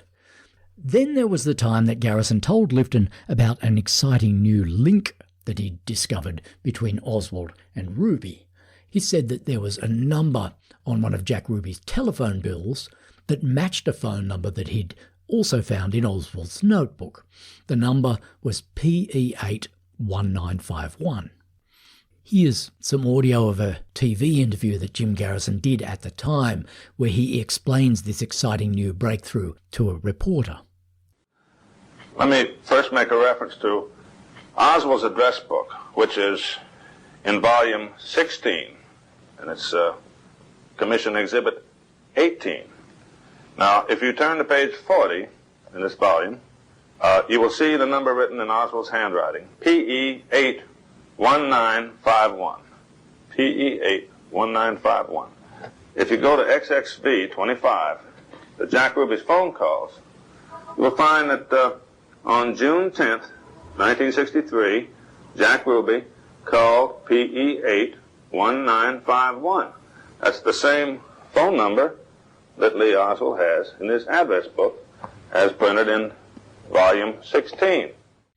When Garrison told David Lifton about this supposedly smouldering new lead, Lifton went home and did what any half-decent Kennedy assassination researcher would have done. He looked up his copy of Warren Commission Exhibit 18, the notebook of Lee Harvey Oswald, and he found that Garrison was right. Oswald had indeed written down the number PE81951 in his notebook, but he'd also written down whose number it was. It was the number of a Fort Worth television station, KTVT Channel 11. Oswald's notation was correct. The number was indeed the phone number of that TV station. So as far as Lifton could see, Garrison's exciting new lead didn't mean all that much. So what if Oswald had the number of a Fort Worth TV station that had once been rung up by Jack Ruby? By itself, that meant nothing, unless Garrison had some other information about the number that he hadn't yet mentioned. So when Lifton saw Garrison the next day, he told him that he didn't quite see why Garrison was so excited about this new discovery. Here's how that conversation went, according to an account that Lifton wrote later. Quote, "I confronted Garrison with this the next day. He became very truculent and annoyed. 'David, stop arguing the defence,' he would say. 'But what does it mean, Jim?' I demanded. 'Is there someone at the TV station whom you can prove knew both men?' 'It means whatever the jury decides it means,' Garrison said. 'Law is not a science.' Finally," Lifton goes on, "I asked him, 'But what do you think, Jim? What is the truth of the matter?' His answer is one I will never forget," Lifton wrote. He said, with considerable annoyance and contempt, "After the fact, there is no truth. There is only what the jury decides. This turned out to be a watershed moment for David Lifton. He bailed out of Garrison's investigation shortly afterwards, and in June 1968, 8 months before the Shaw trial began, Lifton published an article about Garrison called "Is Jim Garrison Out of His Mind?" For David Lifton, the answer to that question was, unfortunately, yes. He wrote that Garrison was, quote, "a reckless, irrational, even paranoid demagogue who might seriously hurt innocent people before his investigation was done." Of course, Garrison had already hurt some innocent people, including David Ferry and Clay Shaw, but you can see what Lifton meant. And his article was yet another devastating takedown of Garrison by a former insider and friend. It's worth lingering for a moment on this conversation between David Lifton and Jim Garrison, because during it, Lifton asked Garrison what's really the money question about the whole Garrison investigation. He said, "What do you think, Jim? What is the truth of the matter?" And in reply, Garrison uttered the phrase that David Lifton said he would never forget. "There is no truth, there is only what the jury decides." I quoted this line in the previous episode of the podcast to illustrate the point that a lot of conspiracy theorists are essentially relativists who behave as if there's no such thing as objective truth. Some listeners found this suggestion a bit confusing, and I can see now that I didn't explain the point as clearly as I should have. On the face of it, it does seem quite odd to suggest that conspiracy theory has anything in common with relativism, because on the face of it, nobody is more certain than a conspiracy theorist is that there is such a thing as the objective truth and that they have it. Conspiracy theorists might reject official truths, but they do that only because they're dead sure that they're in possession of the real truth, which, of course, they'll be only too happy to tell you all about. So far, that doesn't sound very much like relativism. In fact, it sounds like the opposite of relativism. But the trouble is, conspiracy theorists are always wrong to think that they know the truth. They're wrong by definition. That's what a conspiracy theory is. It's a belief in a conspiracy that doesn't exist. But of course, conspiracy theorists almost never admit that they're wrong. They almost never give up on their false beliefs. This is another part of the definition of being a conspiracy theorist. And this is where conspiracy theory begins to slide into relativism. People who are as deeply committed to being wrong as Jim Garrison was often end up adopting relativism as a kind of fallback position. Garrison began by saying he was dead sure he knew what the truth was. He said that he had, quote, positively solved the assassination of President Kennedy, but he hadn't actually solved it. And instead of coming clean and admitting that, within a year he'd arrived at the fallback position of saying that there is no truth, there's only what a jury decides. Garrison's disciple, Oliver Stone, ended up saying something uncannily similar to that when he had run out of valid ways to defend his lying movie JFK. Stone ended up saying, quote, "Who owns reality? He who makes it up so that most everyone believes it. That person wins." When conspiracy theorists start saying things like that, they have completed the slide from conspiracy theory into relativism. They've gone from believing something that isn't true to believing that there's no such thing as truth at all. Rather than accept that they're wrong, they'd prefer to say that there's really no such thing as being right. If they can't have their toy, they don't see why anybody else should be allowed to have theirs. In fact, there's a point where extreme conspiracy theory moves beyond relativism and collapses into outright nihilism. If people like Jim Garrison can't prove their case the old-fashioned way, they end up trying to bring down the whole temple on everybody's heads, including their own. In the end, there really was a strong element of self-destruction and intellectual suicide in Jim Garrison's Kennedy obsession. He was ready to destroy his own reputation along with Clay Shaw's if he couldn't get the victory that he wanted. He threw Shaw onto the pyre, and then he jumped onto the flames himself. But not all conspiracy theorists are like that. Sylvia Meagher and David Lifton were not like that. They both had the integrity to be appalled by Garrison's cavalier attitude to the truth, and they both tried to blow the whistle on him in real time. They had no stomach for the kind of postmodern, post-truth brand of conspiracy theory that Garrison was selling.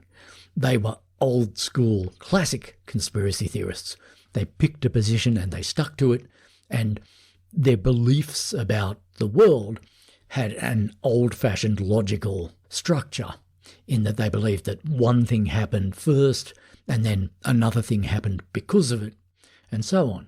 They didn't believe in Schrodinger's cat-style scenarios in which Oswald was somehow both guilty and innocent at once. But Jim Garrison was different. He loathed the official story so much that he was ready to believe any and every story that was not it, even if those alternative stories didn't cohere with each other. Garrison believed in the idea of conspiracy so passionately that he seemed capable of believing that many different incompatible conspiracies had somehow happened all at once. I know that sounds unlikely, but we've seen one example of this tendency of Garrison's already in the way that he never quite managed to straighten out his position on Oswald. If there was a conspiracy, was Oswald involved in it, or was he not? Did he fire all the shots, or some of the shots, or none of them?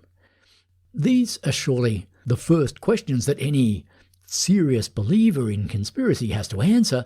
In fact, if somebody who claims to be an assassination expert can't answer these questions for you in a straight way, I'd advise you to wrap up the conversation and walk away, because it's a surefire sign that the person you're talking to hasn't thought about the assassination in an even half-serious way. And Jim Garrison never did manage to give the world a straight answer to the Oswald question.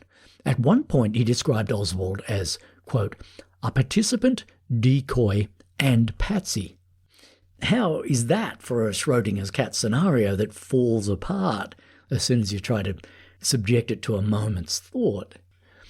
If we believe in Occam's razor, we know that the simplest explanation of what happened in Dealey Plaza is probably the best. The simplest answer is that one bad man did it alone.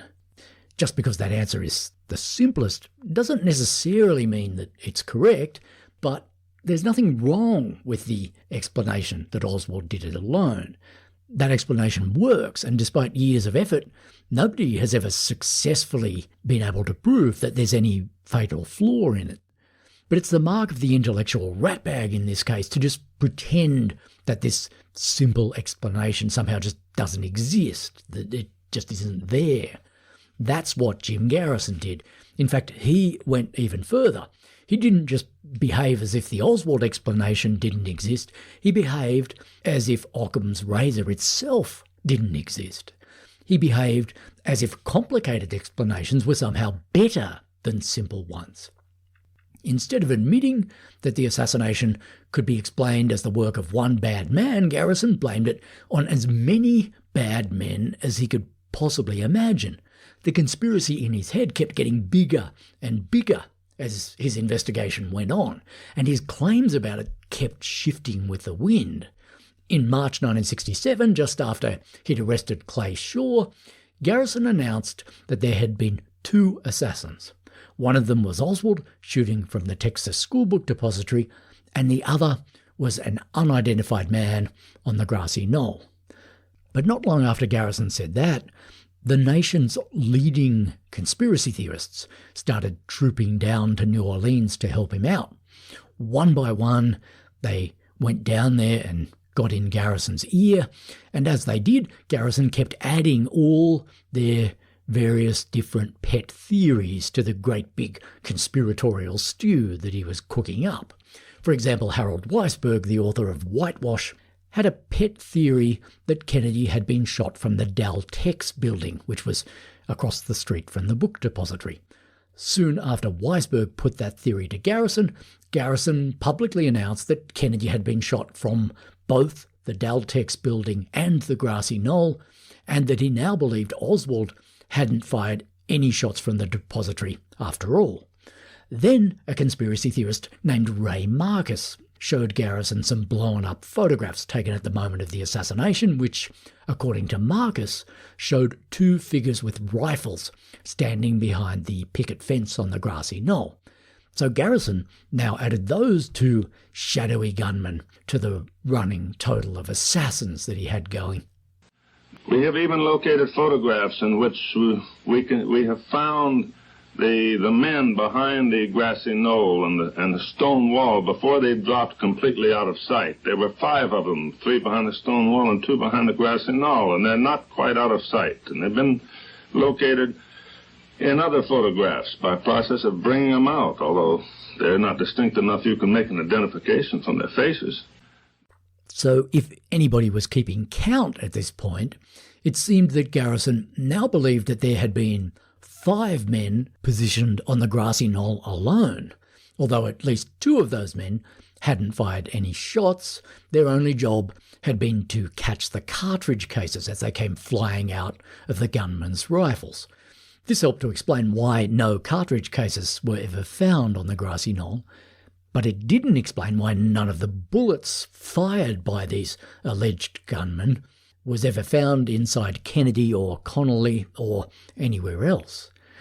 Anyway, if you added the 5 men on the knoll to the 2 gunmen that Garrison had already said were positioned behind Kennedy, that seemed to bring the grand total of active conspirators in Dealey Plaza to 7, and the number of angles that Kennedy was shot from to 3, or at least 3, as Garrison soon began to say. This was the ambush that the president was in. He was shot from at least 3 different directions, which is perfectly obvious from the medical testimony. The scenario in Garrison's head was starting to get out of hand, but he wasn't anywhere near being done yet. Shortly after he recorded that interview, the conspiracy theorist Jones Harris told Garrison about his pet theory, which had to do with a truck that was parked behind the picket fence on the knoll at the time of the shooting. When Harris showed Garrison a blown-up photograph of this sinister truck, Garrison promptly added 2 more men to the, quote, commando team that he now believed had ambushed Kennedy in Dealey Plaza. In September 1967, Garrison told Playboy magazine that Kennedy had in all probability been shot from 4 angles. Soon after that, he upped the ante yet again, and he started saying that Kennedy had been shot from at least 4 angles, and possibly 5. By the time the president made his turn, the men who were to kill him were set to go. There had to be no less than 4 basic points from which the shooting occurred. There had to be no less than 4, and possibly 5. As for the total number of men involved, by June 1967, Garrison's tally had reached 14. But even then he still wasn't done. Soon after announcing that the deed had been done by 14 men, Garrison fell under the spell of Professor Richard Popkin, the inventor of the second Oswald theory, at which point Garrison began saying that there had been 15 active conspirators in Dealey Plaza, one of them being a mysterious individual who was running around pretending to be Lee Harvey Oswald. Then Garrison fell under the spell of another nutcase named Alan Chapman, who believed that a gunman had been hiding out in the sewer system under Elm Street and had popped up out of a sewer manhole to take a pot shot at Kennedy's head. In December 1967, Garrison officially added this gun-toting Mr. Hankey figure to his running total of assassins. On national TV, he announced that he was now a firm believer in the theory of the manhole gunman. This now brought Garrison's grand total of active conspirators in Dealey Plaza to 16. And that was just the people on the ground. That was just the gunmen and the lookouts and the guys who were standing there to catch the cartridge cases as they came flying out of the rifles.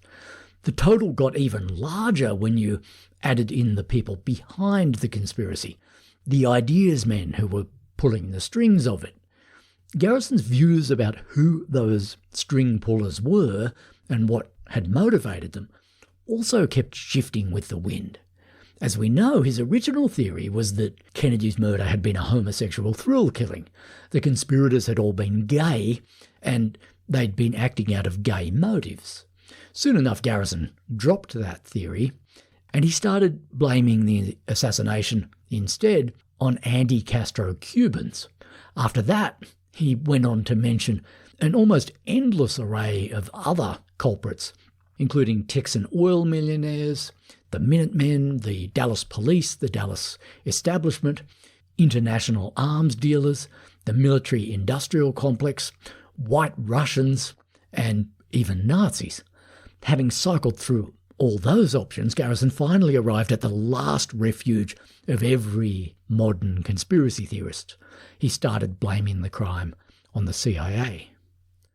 Of course, the Pentagon and the Central Intelligence Agency were involved in the murder of John Kennedy, just as they were involved in the escalation in Vietnam which followed. You mean direct involvement? Of course.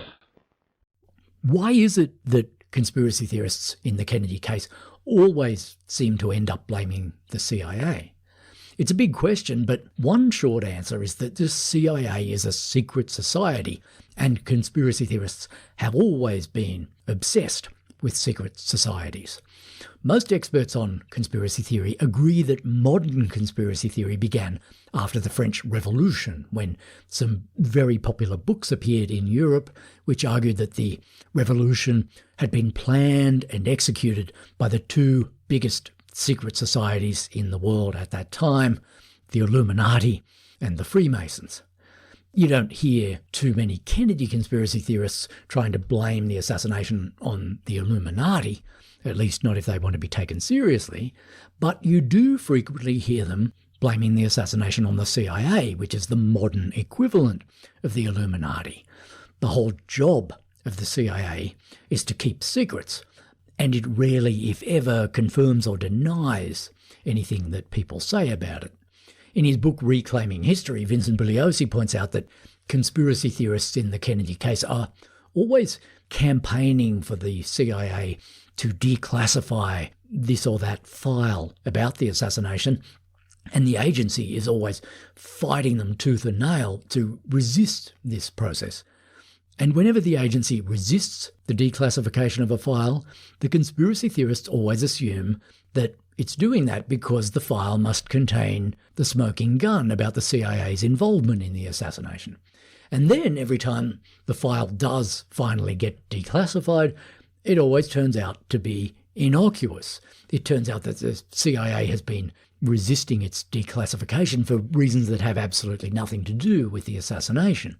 As Bugliosi puts it, the CIA, quote, specializes in always acting guilty even when it isn't, and always being, from a public relations standpoint, its own worst enemy. Of course, the CIA sometimes is guilty, as Bugliosi concedes there. It has committed plenty of crimes and cover-ups in the past, and it has participated in some very real conspiracies. We know, for example, that it collaborated with the American Mafia on a series of harebrained plots to assassinate Fidel Castro in the early 60s. So when you add together those two elements, the CIA's commitment to secrecy and its track record of shady and illegal conduct, you can see why it's always been such a big and easy target for the Kennedy conspiracy theorists. Essentially, you can say whatever you like about the CIA's role in the assassination, and there's no risk that what you say will ever be disproved. Jim Garrison knew that, and he consciously exploited the opportunities that it gave him. Behind closed doors, Garrison freely admitted that he was blaming the assassination on the CIA because he knew he could say whatever he liked about the agency, and the agency was never going to answer him back. One of the people Garrison admitted this to was his chief investigator, William Gurvich, who wound up quitting from Garrison's team in mid-1967.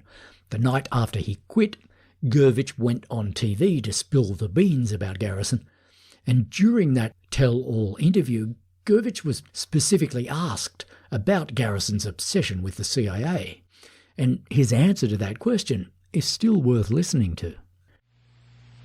Mr. Garrison said the CIA has attempted to block his investigation. His purpose for bringing the CIA in, Bill, is this. As he put it, they can't afford to answer. He can say what he damn well pleases about that agency, and they'll never reply. The defection of William Gurvich was just one of the many public relations disasters that Jim Garrison suffered in 1967. By the end of that year, he had been denounced as a liar, a demagogue, an opportunist, a charlatan, and a psychopath. And it wasn't just outsiders who were saying these things about him. They were being said by people who knew him well and had worked with him on his investigation. He's nuts, was how William Gurvich put it. So Garrison was in very deep trouble by the end of 1967. The trial of Clay Shaw was still many months away. In fact, it was more than a year away. And before Garrison could put his case in front of a jury, he was somehow going to have to repair the PR damage that had been done to him and get back on the front foot and push back against this growing perception that he was a dangerously irresponsible psycho. In January 1968, Garrison got his chance to do that. He was invited to appear on The Tonight Show with Johnny Carson. Garrison would be the only guest on that night's show. The whole 90 minutes would be given over to a serious discussion of his case. Some of the NBC bigwigs wanted to put a lawyer on stage with Garrison and Carson so that their interview wouldn't cross any legal boundaries, but Johnny Carson nixed that idea. He said that he didn't want Garrison to feel that he was being ganged up on. So for 90 minutes, it would be just Johnny and Jim. Would you welcome, please, Mr. James Garrison? Well, thank you for inviting me, Johnny. It's an honor to be here. And I think your curiosity and your fairness are in the interest of the American people. Carson's interview with Garrison wasn't the kind of Tonight Show interview you see today. Carson had prepared for it in a very careful way. He'd done his homework, he'd sat down and read the whole of the Warren report, and he'd read up on all the various public statements that Garrison had made about the case up until this point. Johnny Carson was ready to hold Jim Garrison's feet to the fire. He wasn't about to let him get away with any loose talk about the assassination on his show. Carson began the interview by listing just some of the wildly conflicting statements that Garrison had made about the assassination in the past. A year ago, I believe it was, in February, you announced that you had solved the Kennedy assassination. I have no reason to believe that Lee Harvey Oswald killed anyone in Dallas. Then, in an AP interview in May, you said the president was killed by a bullet that was fired from the front. They had at least one man in the back who was shooting and another man engaged in a row in Daley Plaza in order to aid those with guns. From a television interview in May, there were 5 of them. 3 behind the stone wall and 2 behind the grassy knoll, and they're not quite out of sight. On the NBC show of July, you said the evidence indicates that he was shot at from 2 different directions in the rear and also from the right front. And then from the Playboy interview. You said, our office has developed evidence that the president was assassinated by a precision guerrilla team of at least 7 men. Isn't that terribly confusing? And don't you seem to be riding off in all directions? That was a pretty strong opening from Johnny Carson, but Garrison seemed to be expecting that kind of question. He had an answer ready for it, and he clearly thought that his answer was very clever. Let me see if I can put this in focus. If I were to say, for example, that an elephant has a tail, and he's gray, and he has 4 legs, it would be possible for somebody to point out You just finished saying an elephant had a tail. Now you say he has 4 legs, and now you say he's straight.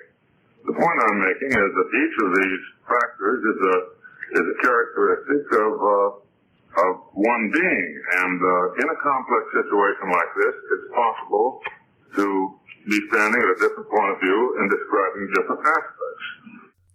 It's always worth noticing just how serenely confident Jim Garrison managed to sound when he was talking pure horse shit, or in this case, complete elephant shit.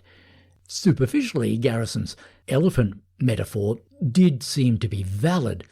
Just because he'd made various different claims about the size of the conspiracy, that didn't necessarily mean that his claims cancelled each other out.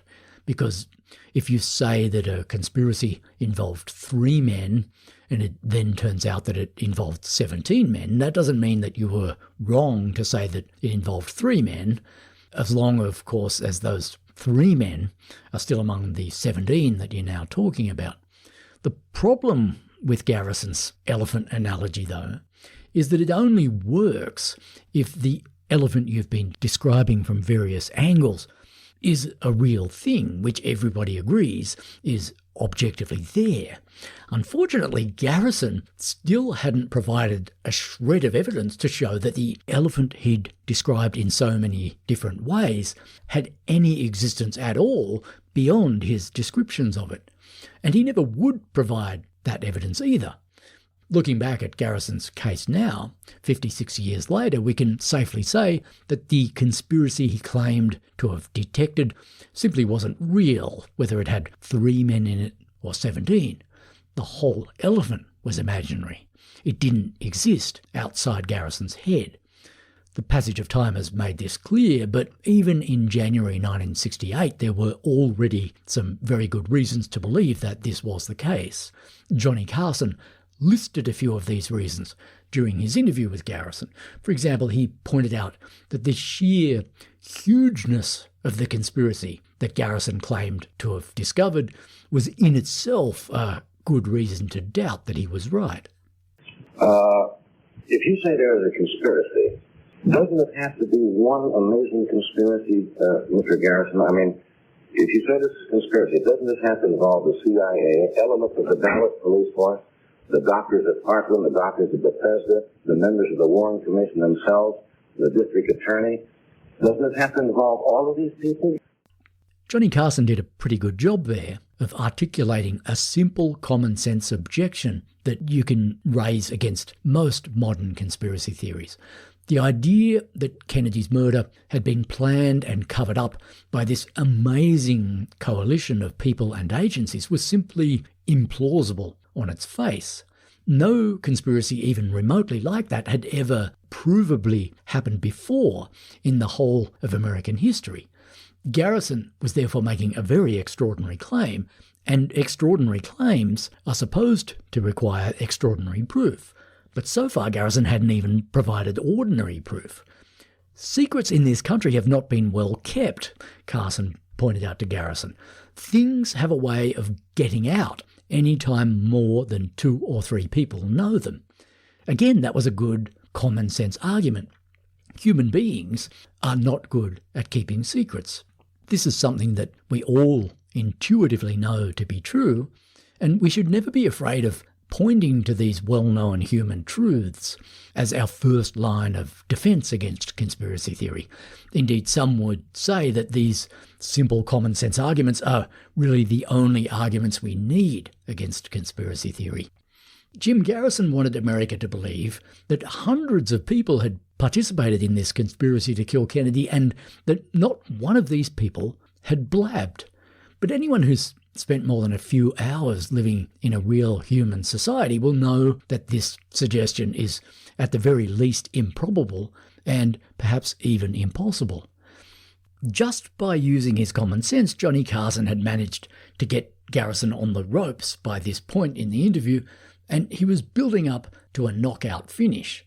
Garrison, he said, wanted America to believe that the Warren Report's version of the assassination was a fairy tale. But the story that Garrison wanted people to believe instead was clearly a much bigger fairy tale in every sense. Could I ask you another question? The evidence against the commission, which you had nothing to do with and refute, I guess, almost in total, which you say, I think you said was a fairy tale, if I'm quoting you right. That's conservative. All right. You are asking us and the American public to believe that a team of 7 gunmen carried this out with precision, firing from various points that day in Dallas, and have disappeared in the thin air with no witnesses who ever saw any other gunmen, and a gigantic conspiracy in which nobody seems to have yet proved anything. You ask us to believe that. I find that a much larger fairy tale than to accept the findings of the preliminary report. That was impressive stuff from Johnny Carson, and the point he made there was really impossible to answer.